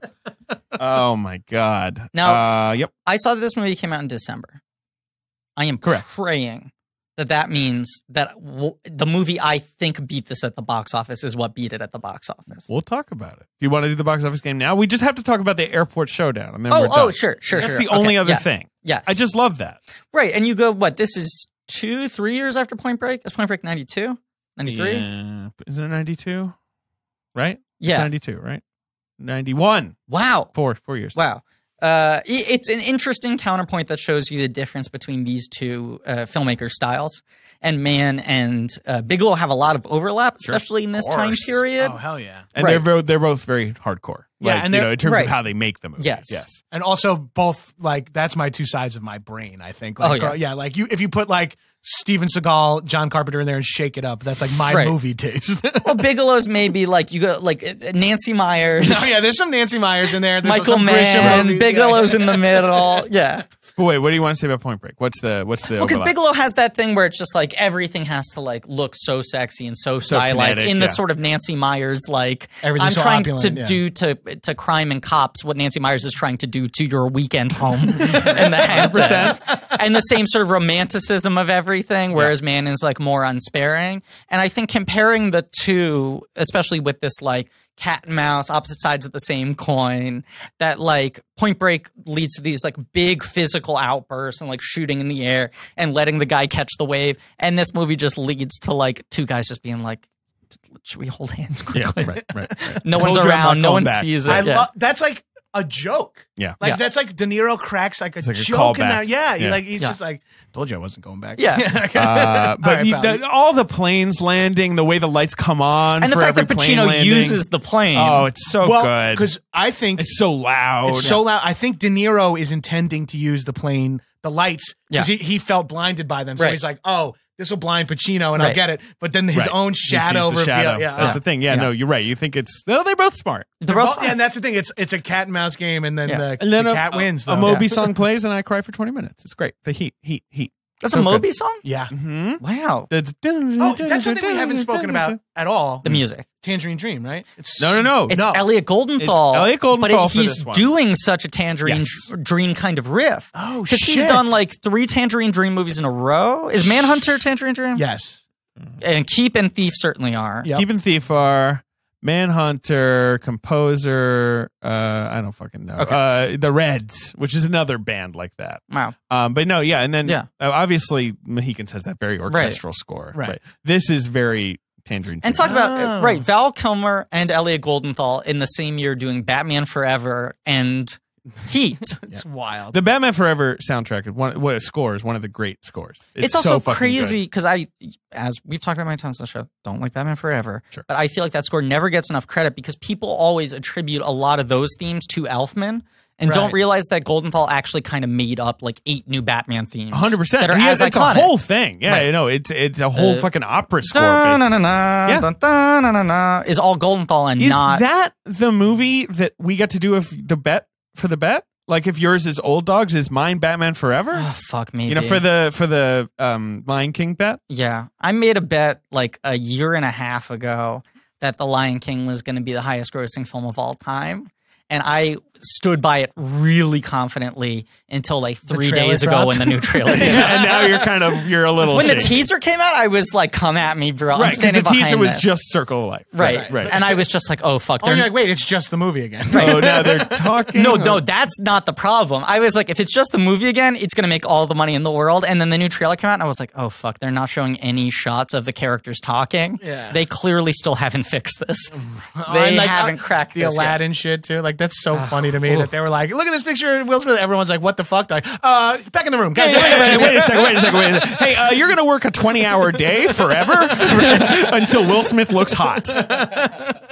Well, it's 100%. not Tangerine Dream, but the score. Score's beautiful. Brenneman and De Niro's like when they're getting a little hot and heavy. Yeah. that score like that like tick, tick, tick, tick, it gets like faster and more intense. Is so fucking. It does dope. feel so telling that like throughout the film's release, all its home video releases, like the poster, the cover art always remain the same. They never create a new image. a good poster. That was sort of the floating, visages of these famous And the guys. blue, And yeah. blue, and you got cops, you got cars, whatever, right? It's sort of a classic action movie poster. And now he like did his like the director's 4K definitive edition. Right. Yeah. And the cover is just the LA skyline from the view of Amy Brenneman's apartment. Like it's just the grid of the lights. Because that's a great scene where he's talking about it like it's sea anemone. Yeah, he's talking about the Fiji bio, And he's always trying to get that shit in the background. And you're like, that's what this movie's about. Like, it's just about looking out into that grid. And this is also, it's just part of the like Michael Mann series of films about men who contemplate the ocean, Right, like yeah, who like yeah. look at ocean. Well, it's like the and painting think. Pacific that he's doing, right? Yes. There's like that famous painting from the 70s where there's like gun on the table and he's like Yeah, leaning. this is the thing now. That's Yeah. so dope. it's so good. Yeah, it's I so have good. that. That's what Yeah. I own. But it's just Pacino, De Niro, Kilmer, Heat. Kilmer made it. man. Kilmer He makes made it. Good He Yeah. makes it. All right, so let's play the box office game. December 15th, 1995. Pacino, De Niro, Griffin. Kilmer, Piven. Griffin, I think I know it. Well, no, Griffin, go ahead. What do you think is number one on December 15th, 95? Is Toy Story still running the table? No. What? I'm sorry to report that Toy Story has fallen it was number one for 3 weeks. Right. It came out right before Thanksgiving. Right. And it has fallen to number 2 in its 4th week. $10 million. How dare they? The The highest grossing film of this year. Sure. 1995. But this is the box office game. But you've listened to the podcast. Yes. This is another children's film has dethroned it. Heat opens number 3, 8 million. Wow. Makes 67, which is a high multiplier. December 15th, you said? What? Okay. It's a children's film. Is it animated? No, but it's got a lot of like CGI and like a lot of business. It's a big. It's an effects thing. Yeah, Honey, I Shrunk the Kids. I mean, it's that vibe. It's going that for sort of vibe. Sure, like big effects heavy kids movie with a big kid star. With a big exclusively kid star? Exclusively, no, but like, I mean, that was his niche in the 90s for sure. That was his jam. Interesting. He made a lot of kids movies. I worshipped him as a kid. Like, he was in all the movies. If he was in a movie, I had to go see it. Is it a franchise movie? Well, it wasn't. And then many years later, it became a franchise. Oh, Jumanji? Jumanji. Okay. With Oh, Robin hell Williams. yeah. Yep. Yeah. Right. That I makes mean, you sense. know, That I makes saw that sense. in theaters. I was like, whatever this is. Plays a board game, they're animals. Yeah, where do I sit? No, of Yeah. course. It's the. Remember when Robin? I'm sorry to Yeah. interrupt. Remember when Robin Williams was the actor for kids? Now it's like fucking a guy named Blippy on YouTube with like 6 million Shits on views. people. Yeah. And like we had fucking Robin Williams Yeah. making movies for us. that run from like 90 and 95 where you have like Aladdin, Mrs. Doubtfire, Jumanji. Sure. After this, you get like Flubber, right? Right, You know, right. this is after this is where it starts to curdle a little bit, Yeah. but he's still in that zone. Do you remember then when you went back and watched old Robin Williams Yeah. when he was like when, Oh, I yeah. remember when I then finally saw Fisher King. I'm Right. like, holy Oh, shit. he's yeah. a good actor and a Right. comic, and like Yeah. he's on cocaine. He did cocaine. That's like one of these things that always flips me out And my about dad was like, careers. "Yeah, that was his thing. That was that Right. he did cocaine. It's not just that he did cocaine. He Right. was famously Is doing cocaine. cocaine. Right? It's one of those things that blows my mind where you're just like, Cocaine. this is a guy who you must have assumed checking in at like the beginning or end of every decade being like, and that's as famous as he's going to get, right? Right. Yeah, right, no, right. and it Like, was this like- is the peak, right? For 25 years, it was like, well, he's like a weird stand-up. He found a perfect sitcom vehicle. This guy isn't going to transition into movies, right? And then over the course of 10 years, he not only becomes a successful movie star, but like a very serious, respected actor with a bunch of Oscars. And you're just like, well, it's not going to get any bigger than this. And then he has this year where he like makes like 5 $300 million grossers in a row in the 90s Yeah. and then caps it off with an Oscar. Yeah. And then you're like, it's not going to get any bigger than this. And they're like, no, that actually was Yeah, the that's peak. kinda We that. finally Yeah. got Right, there. right. It's hard to go much higher. than After that, he Yeah. does, some okay stuff. It took 23 years, but like he finally just. I feel like also Robin Williams is one of those dudes. Like if he picked up a lacrosse stick instead of a microphone, we would be talking about how he's like the most amazing lacrosse stick. You know, like Right. like I just think Yes. I think like he's one of those dudes where it's like I think there's a plenty of other people that fit in this, but the most recent version I think is Donald Glover, where For you're sure. like he's like want me to do I hip guess he hop? can do whatever. Yeah, he's right. like best yeah. album and best Right. TV show in the same year. well, it's like that Tom Cruise thing of just like they have a lot of energy. right. Like Glover, even when he was like a UCB guy, the thing was like, yeah, he like doesn't sleep. Yeah, Right. He just like does shit all day. But when he was just a sketch guy from Hammercats, you'd be like, holy shit, this guy's ridiculously talented. Right. Then he's like, oh man, he's 21 and he's writing on 30 Rock. That's Right. bullshit. And then you're like, oh wait, he's super talented. Yeah. And he's like, he quit 30 Rock? What? Oh, to Right. be in Community for 6 seasons? He Oh, quit Community? What does he think When he's he going to do? quits Community, you're like, all right, it's over. Right. And You're he's like, like, oh, he he's starts losing it. rapping, Childish and you're like, oh, Right. this is silly. Like he was so good at the other thing. Yeah. And now he's like, yeah, I own music. I'm like the first person to win a Grammy for Record of the Year and Album of the Year. You Yeah. know what I mean? Like, And he's about to star in the highest grossing film of all time. Guava Island? Lion King. so no, but maybe it does, Batman it does Forever. feel like you keep on thinking that he's not going to get any bigger and he's Right, probably going to have yeah. a Robin Williams type growth for decades. Number 2 is Toy Story, which gained theaters this week. Wow. People love Toy Story. Does it reclaim number one? Tell me it reclaims number one. I think it pops again over Christmas. Yes. It reclaims number 1 2 weeks Yes. from now. Amazing. Amazing. Number and one then film. goes to 95. 4. Wow. All over the place. Yeah. All right. Number 3 is Heat. Number 4 is a sequel to a comedy that we both have seen more than the movie it's a sequel to. We've seen the Sequel more. Wayne's World 2. It's like that, but not Wayne's World 2. Major League 2? No. That's one where I don't know if I've ever watched Major League It's a good movie. Makes Ben cry. top to end. Every time. I've watched Major League 2 so many times. Major League holds. Major League. Really? It's Haysbert. so. Haysbert. Hayesburt's in it. Yeah. We were just talking about Major League the other day. Roger Dorn is 35 in that movie. And he's like, I only remember him as being so old. Right. I'm 37 now. Hell, shit. It's insane. We would be too old to play the Tom Berenger role in that movie now. Brutal. Can you do this? Sequel to a comedy? The Ace what? Ventura 2 When Nature Calls. No. That's number 9. Really? That's in the list. Can, but, wait, yeah. can I do this? How much later is the sequel? Or is it a quick? Pretty quick, I think. Okay. This is what? This is 95. And the other one, let's find out. Is this the second and final? Yeah. Yeah. Yeah. And it's star driven? This is your guy. It's your guy. It's star driven. The last one was 91. This is Mike. Is it Father of the Bride Part 2? Bingo. Okay. Oh, yeah. I have seen Father of the Bride Part 2 more than I've seen course. Father of the Bride. Right. And of Everyone course, we're has. talking That's the about law. my guy, B.D. Wong, Yeah, right. Exactly. my favorite comedian. Written and directed by Nancy Myers. Charles Shire. But Nancy only wrote it. Yeah, right. Yeah. Number 5 is an ill-advised remake of a classic film. Sabrina? Correct. Bingo. Bingo. Bam. Dang, dude. Yeah. You got I feel like that's the one that people always throw out the as classic. the example. Right. Why'd you Right, remake that? Right. You got GoldenEye, American President, Casino. People don't talk about how De Niro made 2 3-hour crime epics in the same fucking month, basically. Holy shit. Yeah. Seriously. Yeah. People You know, getting out of Casino and they like would have dinner and then go back in to see Heat, I guess. Casino Dinner Heat is a 9-hour Yeah, evening. exactly. And De Niro smiles like 8 times Right. combined. Right. Yeah. Right. And you leave with and both movies shatter the Bechdel test. Casino, 6-course lunch at Buco de Beppo. Then you go back into the movie theater at the mall. Marty cooks you lunch. Right, Marty's right. mom comes on set and gives everyone eggplant rollatini. Slices you the garlic with the straight razor. Oh boy. That is, I know we talked about a lot of things like in this movie that are erotic without being explicitly erotic. Nothing is more accidentally erotic in the history of film than Paul Sorvino slicing the garlic with the straight razor. That's the number one. Well, I think like Food Network launched that off that Yes, movie. They were yes. like, wait a minute, well, people really like the slicing of the garlic. They're like, what if we just showed shit like that all the time? 24 hours a day. Yes. Oh, wait, some other trivia. Amy Brenneman told Michael Mann she didn't like the script and because it was too filled with blood and no one was moral. And Michael Mann was like, yes, you're perfect for the role. Yeah. So you got what I was going for. Exactly. Yeah, right.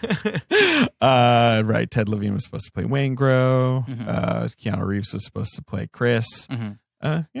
The 1,000 bullets per take is pretty fucking wild, too. You can only Yes. imagine what that sound. They shot that only on weekends, which means that cost a fortune, and like they would wait 5 days in between setup. I'm sure they were banging out some other stuff in between, but still, that's wild. Could you imagine how much it would have sucked to live in that neighborhood during production? Where it's like, it's another Heat weekend. Yeah, I think it always sucks to live in that neighborhood, though. Yes, fair It's enough. like downtown LA is not ideal. I was just staying there. That is a weird place. You were downtown? Yeah. Well, you are downtown Griffin. I'm downtown Griffin, and I demanded they book me into a hotel as far as possible from all of my press obligations. Yeah, and they were like, "You're sure you want to do downtown?" You were like, "It's the brand, baby." Yeah. Downtown's great if you are a New Yorker and you're like, but if you want a remotely LA experience, downtown is not it yet. No. It's like, it's still like, oh, it's cool. It's just like New York. It's like, I don't want like New York. I want palm trees now. And it is all those old historical buildings where you're like, these used to be the great movie palaces. Yeah. And now it's like an abandoned, like. Now they sell off-brand Spanx. Right now it's like a Lululemon that's going out of business somehow. Right. Now it's a place that sells sequined jumpsuits by the dozen. Like, you know, it's like the Madison Park area where you're like, you sell only wholesale handbags in this place? How do you stay open? It's either that or like a rat hostel. Right. Like you're like, this is just empty. Yeah, we're done. Okay. I mean, we only went like 2.5 hours. We're 2.5? done. Yeah, we're Wow. done. Yeah. It's Okay. Heat. It's Heat. It's We Heat. started talking about the movie at hour 1. We had a lot to talk Correct. We have a lot to talk about. It's Heat. You have to blow that one We're out. not even including Ben's dilemma. Oh, Ben, how we doing, Ben? I'm fine. Ben, have you I'm had sorry. anything to eat today? No. Oh boy. Ben, I said this to Griffin before we recorded, but watching the Heat. I watched the Heat instead. Sorry, I didn't know what we were talking about this whole time. Yeah, by the way. I was like, what about Sandy Bullock, huh? I Comedy. didn't bring her up once. He was bold to call a movie The Heat. Yeah. Yeah. Crazy. Yeah. The Heat. This Yeah. one's the Heat. Yeah, No, right, ignore right, it. Yeah. Like it's the Predator. But They did that. That's what I'm saying. That's wild too. The God. Wolverine. God, And that now we're movie- gonna get the Suicide Squad. Yeah, the Batman. Oh, that movie fucked me. The Predator ruined me. I got hyped for it because Yeah. I believed Shane Black was going I to help know, us in some I way. know. Woof. Can I give you a hot tip? Yeah. It's not even for you because it's too late, but for our listeners, I had that same level of just like, he's going to fucking nail this. Yes, he's the one. Right. When the reviews were bad, I was so like bummed out. I couldn't even like take myself to see the theater because I knew it depressed me too much. Plays pretty well on a plane. I believe. Oh, it. yeah. With it's zero fun. It's so much expectations on a energy. plane, you're like, they're doing weird shit. The fact that there is a Tourette's character in a comedy after, or playing for comedy after Deuce Bigelow makes no sense. Right. Like, I will say the man who directed, or not directed, the man who directed that film was Shane Black. The man who edited The Predator, edited the pilot of The Tick. Jon Tick. And he did not do the series because he was like, yeah, The Predator ended up being a 19-month edit job. Oh, boy. Oh, yeah. And that he certainly was is like, a movie that seems edited. Right, but he was like, it truly... Maybe he should have spent month 20. Yeah. Right, exactly. Maybe let's see it one more month, guys. But he was saying, like, because I was like, I watched it on a plane, I thought it was pretty good. And he was like, I think it probably plays better on a plane. Oh, boy. And he was also like, he like shot it, they proved the script, he cast it, they delivered it, and then they were like, wait a second, why is this a Shane Black movie? Right. And it was like, it was just months and months of reshoots and re-edits to try to take all the Shane Black out of it. So then the Shane Black that is in it is weird. Very weird. That's the problem with that Right, movie. Right. right. It feels like it keeps being like, well, let's get back to the plot. And I'm like, let's definitely not get back to the plot. The plot is sucks. confusing. The plot fully sucks. I do not want to talk about the plot. Like, can we just, but even, so then the Shane Black stuff feels like it's trying too hard. It's sort of like everyone is just like saying funny lines. Right. Like, and you're like, can everyone relax? It's a movie with like 12 comic relief characters. Right. Everyone in it is like 8 bits. Yeah. Right. And then like a magical autism, which always is Which like, sucks. You know who's good in it is Trevante Rhodes. He's the only one who kind of has everything that guy down. is so good. Yes, he is.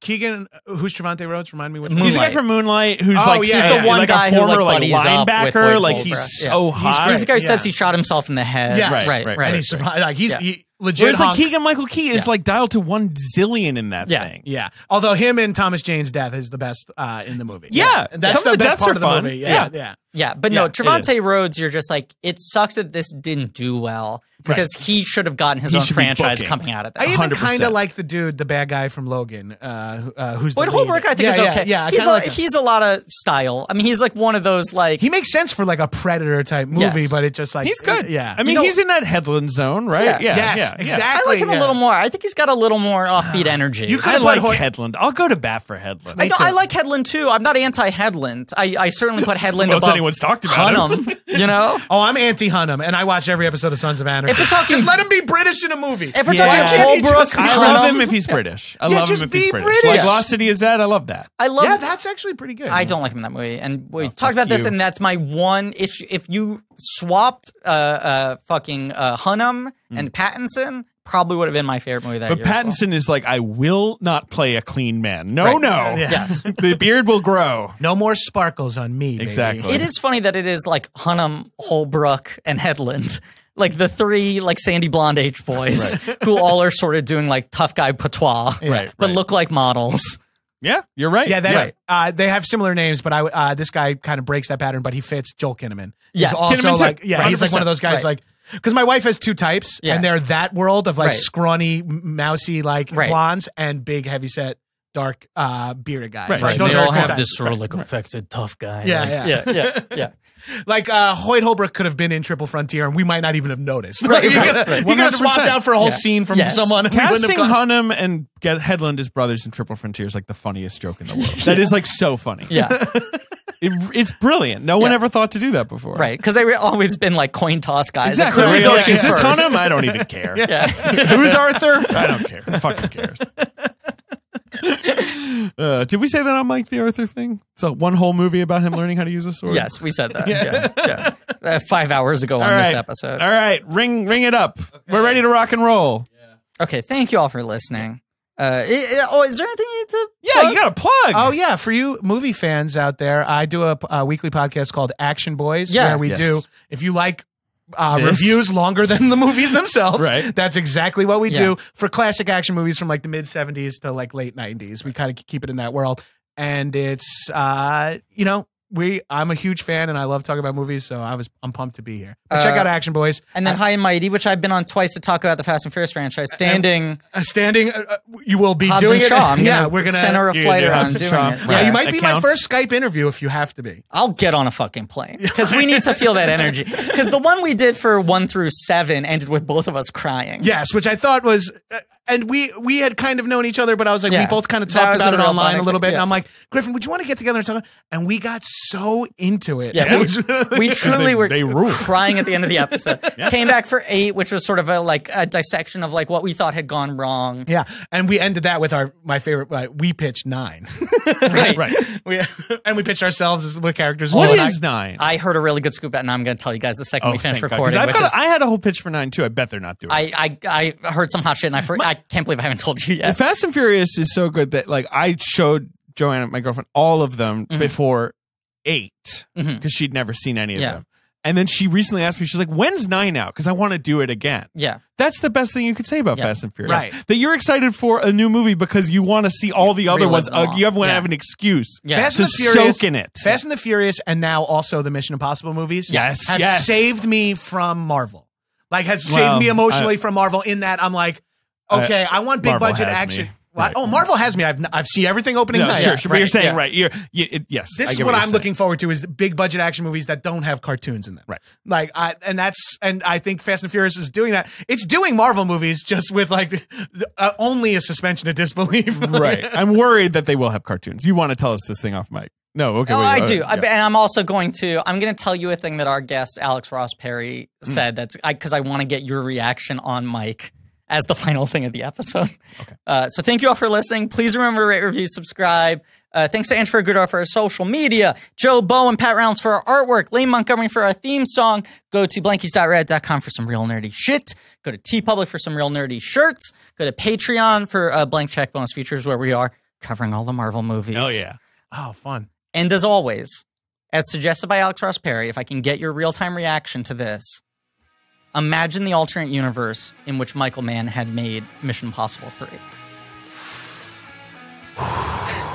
Thank you. Now I wouldn't skip one in the rewatch. Okay, so here's what I heard about Fast and Furious 9.